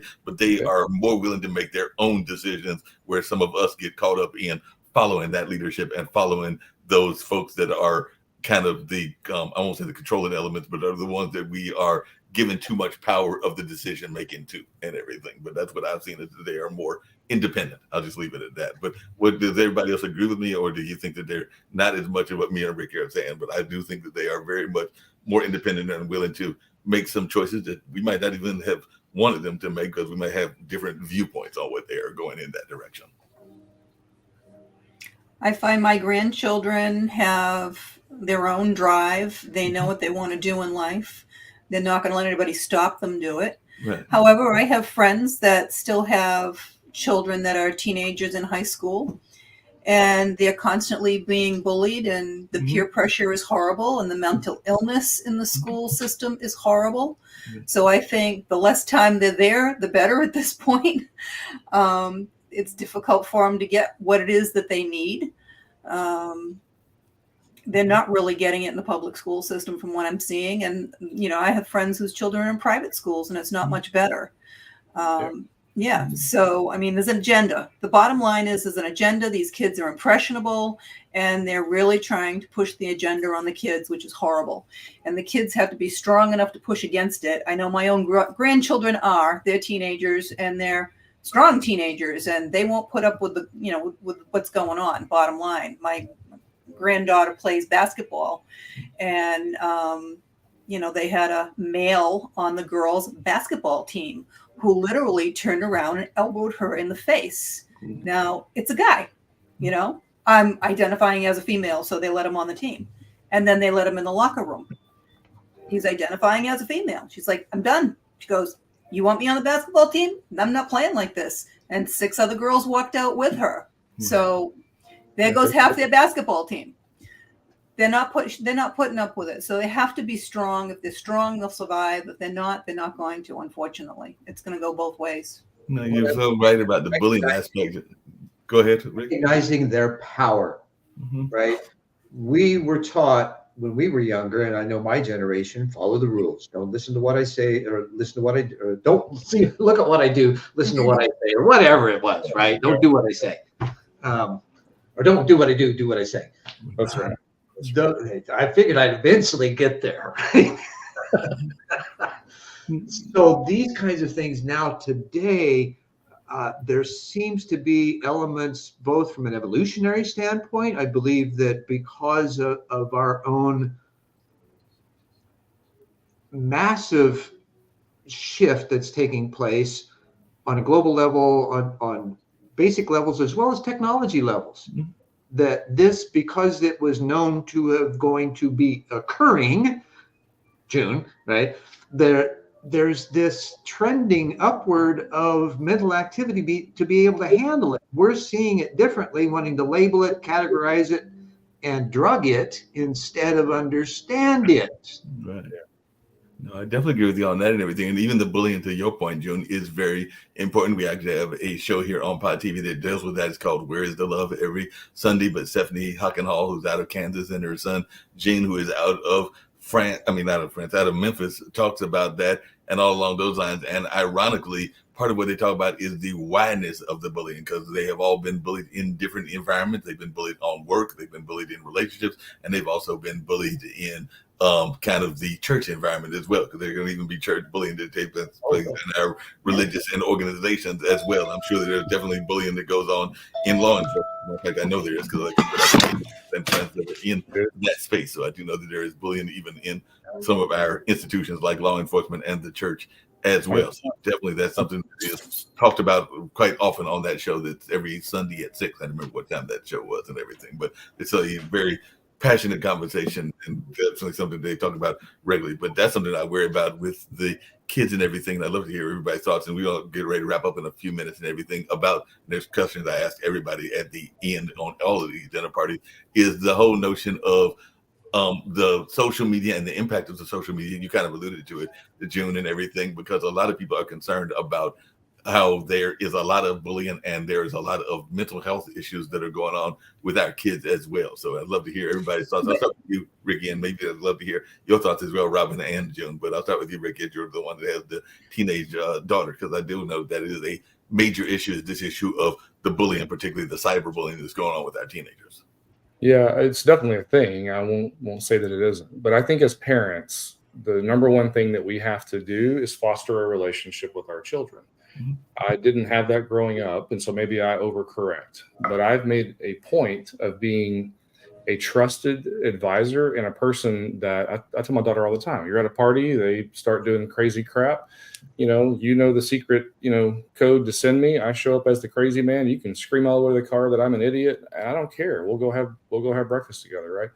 But the point is that you have to know what they're doing. You have to be involved in their lives. And if you're not, well, then what do you expect them to do? They're going to run off the rails. Same way I did as a kid, because I didn't have, parents who gave a shit to actually show me the rails to go on. So I figured it out for myself.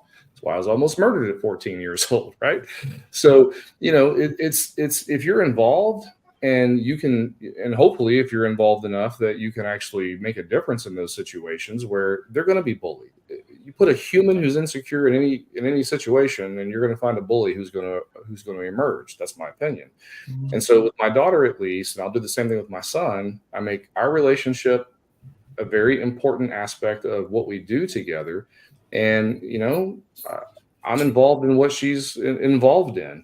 And you can then at least intercede or try to intercede to kind of cut some of that stuff off. there was a point where TikTok became an issue, and I just said, delete it off your phone. We're done with it. Yeah, And she got rid of it and everything. But Now you said something earlier, Ricky, that I wanted to allude to, and I think June kind of alluded to it as well, because one of the things that I find, and part of it is even with the book bans and other things else, is that, and I've never heard anybody really say it, and I do have friends that are in the charter school movement, that it could be, because part of the reason the network was formed, meaning Pod TV, is because the two founders found that there were things in the education system that they wish were taught that aren't taught, like fiscal literacy, like a number of other life skills that you need just in general, even like business owners knowing what a business plan is and all along those lines. So they talked to a number of entrepreneurs and other people, and they felt that that was stuff that should be taught in the schools and everything. And it's not just because public schools have a bad rap, and I have some friends that are public school teachers. I'm not saying that it doesn't deserve some of the bad rap, but I also have friends that work for private schools and for charter schools, and some of those, I'm not saying all of them, but some of them can also be guilty of some of the bad things that go on in the public school as well. So I just wanted, if you could talk to that, because you kind of alluded to it. I think June even alluded to it, that some of our private schools, even some of our religious schools, are guilty. I think as long as we keep speaking as a teacher, from both secondary and post-secondary levels, as long as we continue to put them in boxes and expect them to perform to standards, we're putting them in the wrong place. Well, I will agree with you on that. And ironically, some people that watch this show and know my background would be surprised at that and everything, because we talk about different jobs and different careers. And while the things that I enjoy the most are my media stuff, like what I'm doing here on Pod TV and event planning and a lot of things that I do in the creative field, we do sometimes have to do jobs that help pay the bills. And one of my help to pay the bills jobs is working for a testing company. So I agree with you that is part of the problem, even though I'm part of the problem in that sense, because it helps pay the bill. So I work for one of those companies. I won't say which one it is. It's not Pearson, but it's one of them. That's a major testing company that's based in North Carolina. So if y'all do y'all's research, y'all can figure out which one it is and all along those lines. But it is definitely something that goes on even when I'm doing the tests and everything. Oh, you can't be tested on that knowledge. Come on, Mark. I know that. I agree with you on that and everything. But Robin, what's some of your thoughts around this as well? Because I don't know, I can't remember whether you said you have kids. I know June said that you had grandkids. We know that Ricky and other people have kids. I do not have children, so I don't, it's what I read really. So I can't really address this issue from a personal perspective. But, obviously I was bullied as a child. Mm-hmm. It's something that you need therapy. Actually, I think that's a lot of us were bullied. It's not, it's not something that's new. Kids are always bullying. Kids are cruel to each other. The problem arises because I think right now you have the adults right now that are also bullying the kids. Mm-hmm. My friend's daughter got into drama, and everyone in drama is gay. So now she wants to fit in. She wants to be in drama. Guess what? Now she's got to identify as being gay. It's crazy. And, the instructors don't step into any of this. They allow this all to keep happening. They're not teaching, trigonometry or any of these higher end maths anymore. They got this new funky math, right? Just for regular math. No, you got to sit down. You got to learn all 36 pronouns now that you're supposed to be identifying and calling people, and how dare you call someone the wrong pronoun in classroom. They're even doing it in the military. My son just got out of the Air Force. They did this. They're doing this at the Air Force Academy. Seriously? He's like, I just can't deal with this anymore. 2 hours of a gender identification class. He goes, instead of, talking about the problems that we have with the new refueling planes. This is insane. It's just insane. And it continues. And it's just getting worse and worse. Yeah, but along the same kind of lines, and I'll take it from a little bit of the more liberal standpoint and everything, and I'm not knocking what y'all are saying and all along those lines, but to me, another form of bullying is to try to pick what people are going to read book-wise. I'm not saying that there aren't some books that don't need to be banned and everything, but there are some books out there that are being picked on for me, for nonsensical reasons. There are some people that want to ban literally Martin Luther King's speeches, Catcher in the Rye, which I think was a good book as I recall it when I read it, and everything, and some other books that I'm sitting there going like, those books, I can't see the reasoning behind it. Now, there might be some other books that are questionable and all along those lines that I can maybe understand the argument about why you might want them not in certain grades or all along those lines. So I might be able to understand personal reasoning, but as one of our founders on the network said, if you look at some of the things that they're saying, they want to read the reasons they want to ban the books. I can give a very famous book that everybody knows, and she brought it up, meaning Kim Calhoun, one of our founders and everything. And all of those subjects are pretty much addressed in the Bible. So whether it's murder or other things, they're actually there in the Bible and everything. So technically speaking, if we're going by certain criteria, that book could be banned, and that's one of the key books for most Here's the people. thing, Mark, here's a great question that I've been asked, and partially of why the Live and Let Live movement exists. Why do we put our subjective moral choices into law? That's what happens. So we put what we think you should do into law instead of what you must do or must not do. Well, seeing along those same lines, I have friends, and I do have friends that are like Ricky, and like I said, Ricky's now a new friend and everything, but I do have some friends that are very much in the evangelical Christian space and everything, but I also have friends that are Muslim friends, that are Buddhist friends, that are a number of other religions and everything, and my whole attitude is, I do know the attitude of some, and I'm not picking on you, Ricky, but I do know the attitudes of some that believe that Jesus Christ is the way and the only way, and all along those lines, and maybe even June has a similar belief, but I personally, this is just me, and I don't know. I'll find out when we get to that mission and everything. I see June shaking her head. I think that when we get up to heaven, they were going to see a lot of people of different religions and different faiths up there. Everybody's and they might be in different sections, because I talked to another friend. Everybody's there. That's what I think. Unless you have murdered someone, you've taken a life, and you have no remorse. Other than that, you're there. I've been there. That's where I go. It's what I do. Everybody's there. Except for that, or if you've sold your soul to the devil. Those are the only people that are not there. Those are the only people I can't bring through. That's it. And that's what I was thinking. And that's kind of my own belief system, is that I think that there might be some people that'll be there, including some folks that folks might be surprised of there, because they know their history, but they don't know their mission of kind of arriving to God at a later life. So I'm not even if they are, they just can't talk to others, right, June? Right. I'm sorry? Oh, no. Even if they are there. So what's funny is everybody thinks, oh, Uncle George died. He must be up with Aunt Phyllis, right? Sometimes they come through and they don't even know the other person died, because once your soul's on the other side, you're doing your own thing. If you want to find somebody, you do. Otherwise, you're doing your own thing. And as soon as they call them, Uncle Phyllis comes through and, oh, yeah, you're here too. Hey, whatever. It's a big place. It's not a little tiny place. That's kind of my philosophy and everything. And like I said, I do know some friends that are more in the evangelical spirit. And I'm not saying that's where you are, Ricky, but I do know some people that are more of that belief that it's my way or the highway. But I personally, and this is just me, the dinner party, saying that I think that there will be people of different faiths, different beliefs that will be up there in heaven's gates. And like I said, I'm not in a rush to find out, but like I said, nobody knows that final day or that final hour we'll find the answers to these questions and everything. But till that time, I'm going to stick to my belief system that it's kind of what June just said. A lot of people of varying faiths, unless you did something very harsh, and like you said, in terms of what you did with your soul or what you did with other people's lives, that I think there's going to be a lot of people up there, including maybe June. Am I correct in thinking that even some of the people that maybe did that harsh stuff, if they kind of got forgiven at a later point, that even some of them may have been able to make it if they did some, I won't say makeup work, but kind of like some work with God himself to get forgiven for what they did if they understood what they did. You talk about murdering someone with no remorse? Well, not with no remorse, murdering somebody with remorse. Speaking of murdering someone with remorse, you're in heaven. If you killed somebody and you have remorse, right, that's what I'm saying. I was thinking about with remorse and everything.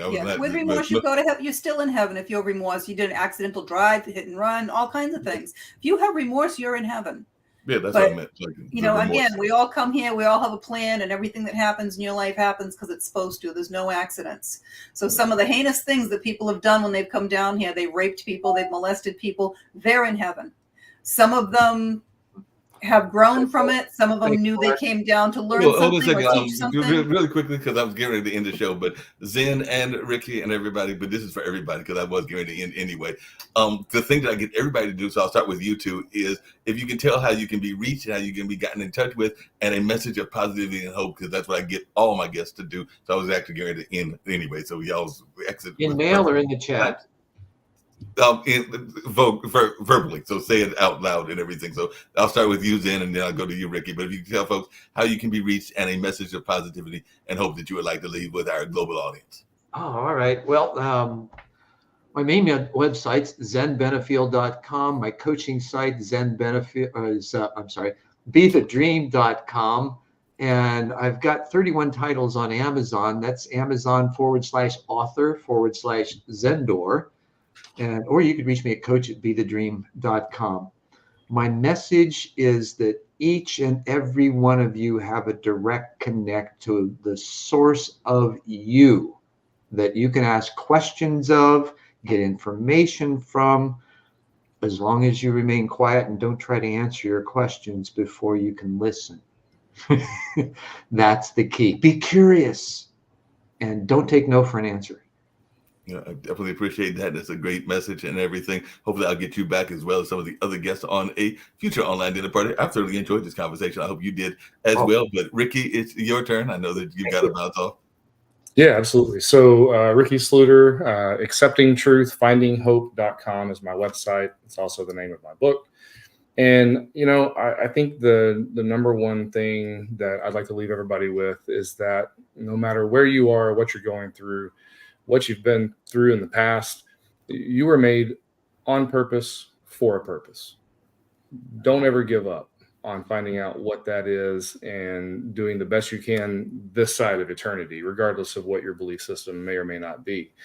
But you're here for a reason. So don't exit untimely, right? There's a lot of folks, suicide right now is at an all-time high. Hopelessness is at an all-time high. And I think it's because many people they don't feel like they have a reason to be here. And you do. So created on purpose for a purpose.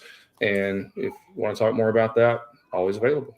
Sounds good. And like I said, I hope you'll make a return trip as well. I'll go with you, Robin. You were here at the beginning, so I'll let you go, and then I'll go to Richard and June to close out and everything. But Robin, if you'll share a little bit of your message of positivity and how you can be reached. And like I said, you have a standing invitation to come to any of these dinner parties and everything. Speaking of which, I'm probably going to have to get ready after this show to order DoorDash because I'm too busy spending too much money outside instead of putting money in the refrigerator. So I actually need to go on a grocery store run as well. But knowing that the grocery store is empty and also knowing that it's a little bit cold outside, I don't know that today will be the grocery store day. That might be tomorrow and everything. So it might be a DoorDash kind of evening. So Robin Babé, and you can find me at modernagercasting.com. That's my website, or on Instagram at modernagercasting. And my message is, it's never too late. And I want women, if they've ever thought about modeling, now's the time to show we are not invisible. We are a force. No, that sounds like a very positive message. And I think some women that I know that might even be reaching out to you because they are even been thinking about that particular kind of modeling career and all along those lines that are in those older ages. And I'm gonna have to find out at some point if my friend Stephen Kaplan knows your husband, because he's a photographer that's there in New York as well. So they might even travel in some of those same circles, because I sometimes see him on Sri Srinivasan's show and a couple of other shows that I follow on YouTube and other places. So I have to reach out to Stephen and see whether he knows him or not. And thank you so much, Mark, for having me. No problem. I hope to have you back again in the near future, because I definitely enjoyed your insights as well. And hopefully we'll get you back at another dinner party as well. Thank you. No problem. Bye-bye. I'll start with you, Richard, and then I'll go to June to close out. But Richard, if you've got ways that you can be reached and a message of positivity and hope that you would like to share as well. My website, richardandersonauthor.com. And my message is we are all born differently. We're all different, and that includes our minds, our brains, the way they're organized. So there is, and speaking specifically to sexuality, it's a bimodal curve. So bimodal means there's two bell curves at two ends of a spectrum, and male and female. Now they connect, and there are people that are off of the mode. So this is what we're seeing today. It's always been there. It hasn't been recognized, the fact that people have different sexual orientations and beliefs.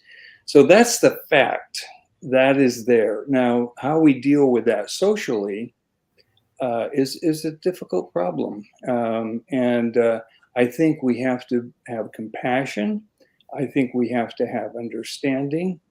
A person is the way they are, and they should be accepted. If they're not, we're bullying them. So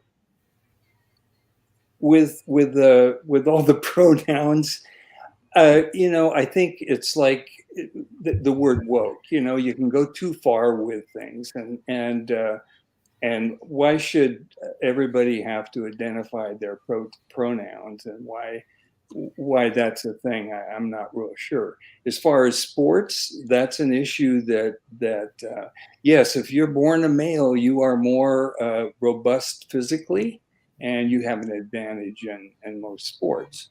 So that's an issue that I think I haven't decided on, and I think it is a legitimate issue. As far as the restrooms, the solution to that is just to have individual restrooms. One time I was touring in Italy, and of course over there you have to keep change. If you have to go to the bathroom, you usually have to pay. So this one place had the bathrooms on either side, and then they had a common sink area, hand washing area, and they had the area where you had stalls where their toilets were, and then they had another area where there were urinals. Okay, so the area with the stall bathrooms, toilets was two sexes. I mean, you went in, you closed the door, nobody's, and then you came out when you're fully clothed, and you went and washed your hands. So that issue is kind of concocted. You don't need to have these large. Well, sometimes you have the large bathrooms, but they could be modified so that there's not a problem. I understand the issue. Sports is a problem where you're sharing a locker room, or someone who's born as a male has an advantage on a female sport team. But I think we have to use compassion, because we realize that this is a fact. This is a fact of our society. It's always been a fact of societies, of humans in the animal kingdom at large, and so forth. That's, I guess, my parting statement is compassion for everybody. No, I definitely agree. We are who they are, and we have to accept them. And I definitely agree that compassion is very important, and sometimes we're not compassionate enough. I also think that empathy is very important, because I know that I'm considered to be an empathetic person, so I think empathy is very important. I will say about that whole notion of the bathrooms, we have a art museum here and everything, and it comes even to one of the topics that we were talking about, which is that security and all along those lines, because technically it is a unisex bathroom, and it's supposed to be one of those bathrooms that once you go in, it's supposed to fog up so that nobody can see who is in the bathroom and everything. Yeah, lock the door. Those people that have sometimes skeptical about technology, there is always the fear that you're going to be caught in that kind of gotcha moment where the thing doesn't actually turn on the way that it's supposed to and everything. So I do know that the couple of times that I've been to that gallery and had to make a restroom break and everything, I have done the notion of going in, turning it off, and I did see it fog up. But in the back of my mind, I'm going like, Well, what happens if it doesn't fog up? Does that mean that everybody walks by, gets to see what's going on, and all along those lines? So that's that whole notion of technology can be a great asset, but there's always the fear of its failure as well and everything. So that's something that I remember having in the back of my head in the, I think 2 or 3 times that I've been to that particular gallery. Actually, I'm about to do for another trip to that gallery because they oftentimes have amazing shows at 21C because it was a converted bank that is now a combination restaurant, art gallery, and a number and hotel. So and there are several 21Cs around the country. I think there's one in Memphis and other places as well because there's the restaurant / hotel that's known for the penguins outside. So that's one of those restaurants that's known for the penguins and everything. But definitely that's a fear that I was having, one of those irrational fears, for lack of a better term. June, it's on you. And definitely, like I said, I did read some of the books, but if you knew how crazy my schedule was, you would understand. Well, I got to read the whole book, and I will make it a point to read the whole book. So You can get it in audio. You can get it in audio. Thank you, Mark. I gotta go.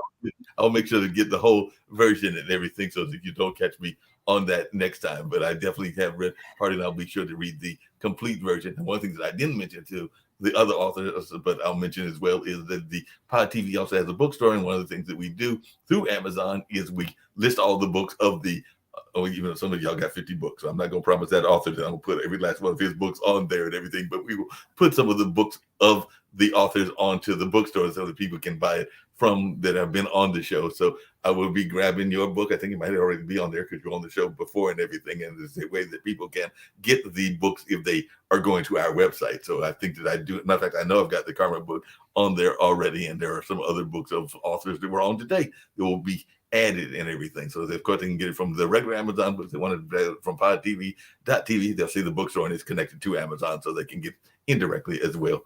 Us I do have 4 books, so they can go to my website, juneedward.com. There's no S in there, juneedward.com. There are links to all of my books there. There are links to educational videos for my students. There is a free webinar that everyone can sign up for so they can learn a little bit about energy and how that works. And if they have any interest in the Relationship Mastery Program, I save relationships one person at a time. They're welcome to sign up for that, and I can see if they're a good fit for the program. You can schedule readings with me, Akashic Record readings, astrology, all types of different things. And my message to everyone is hang in there. The best is yet to come.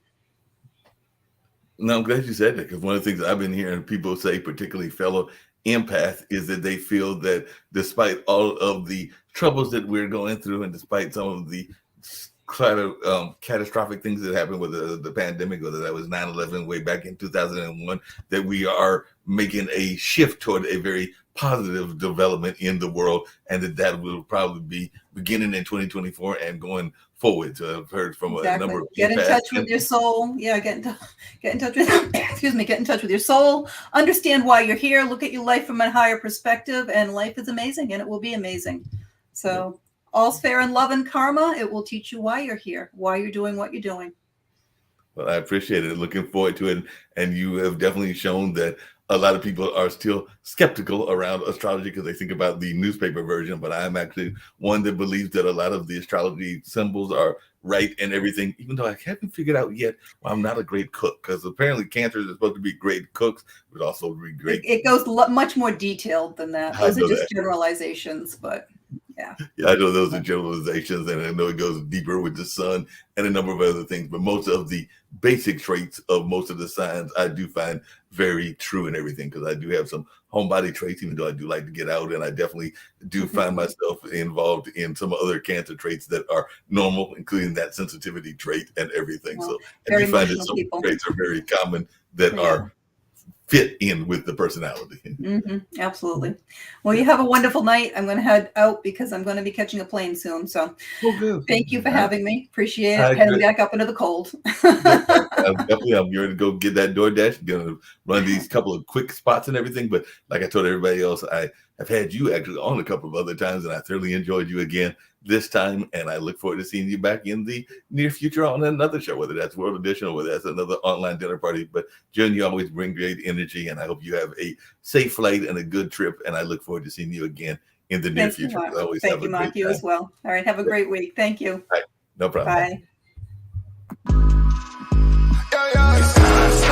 I won't fold. I won't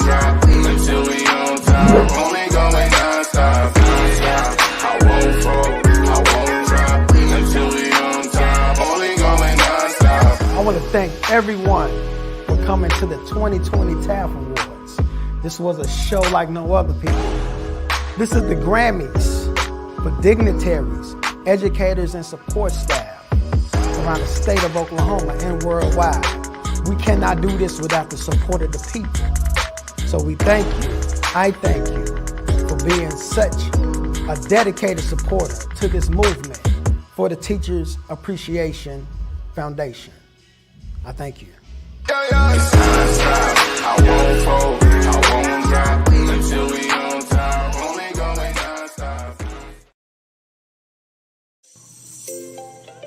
Are you looking for money-saving strategies for your business and personal finances? Are you tired of working hard every day with little or nothing to show for it? Contact Prosperity Financial Services, LLC right now for your free financial consultation. Call now to reserve yours today. 804-349-8600. 804-349-8600.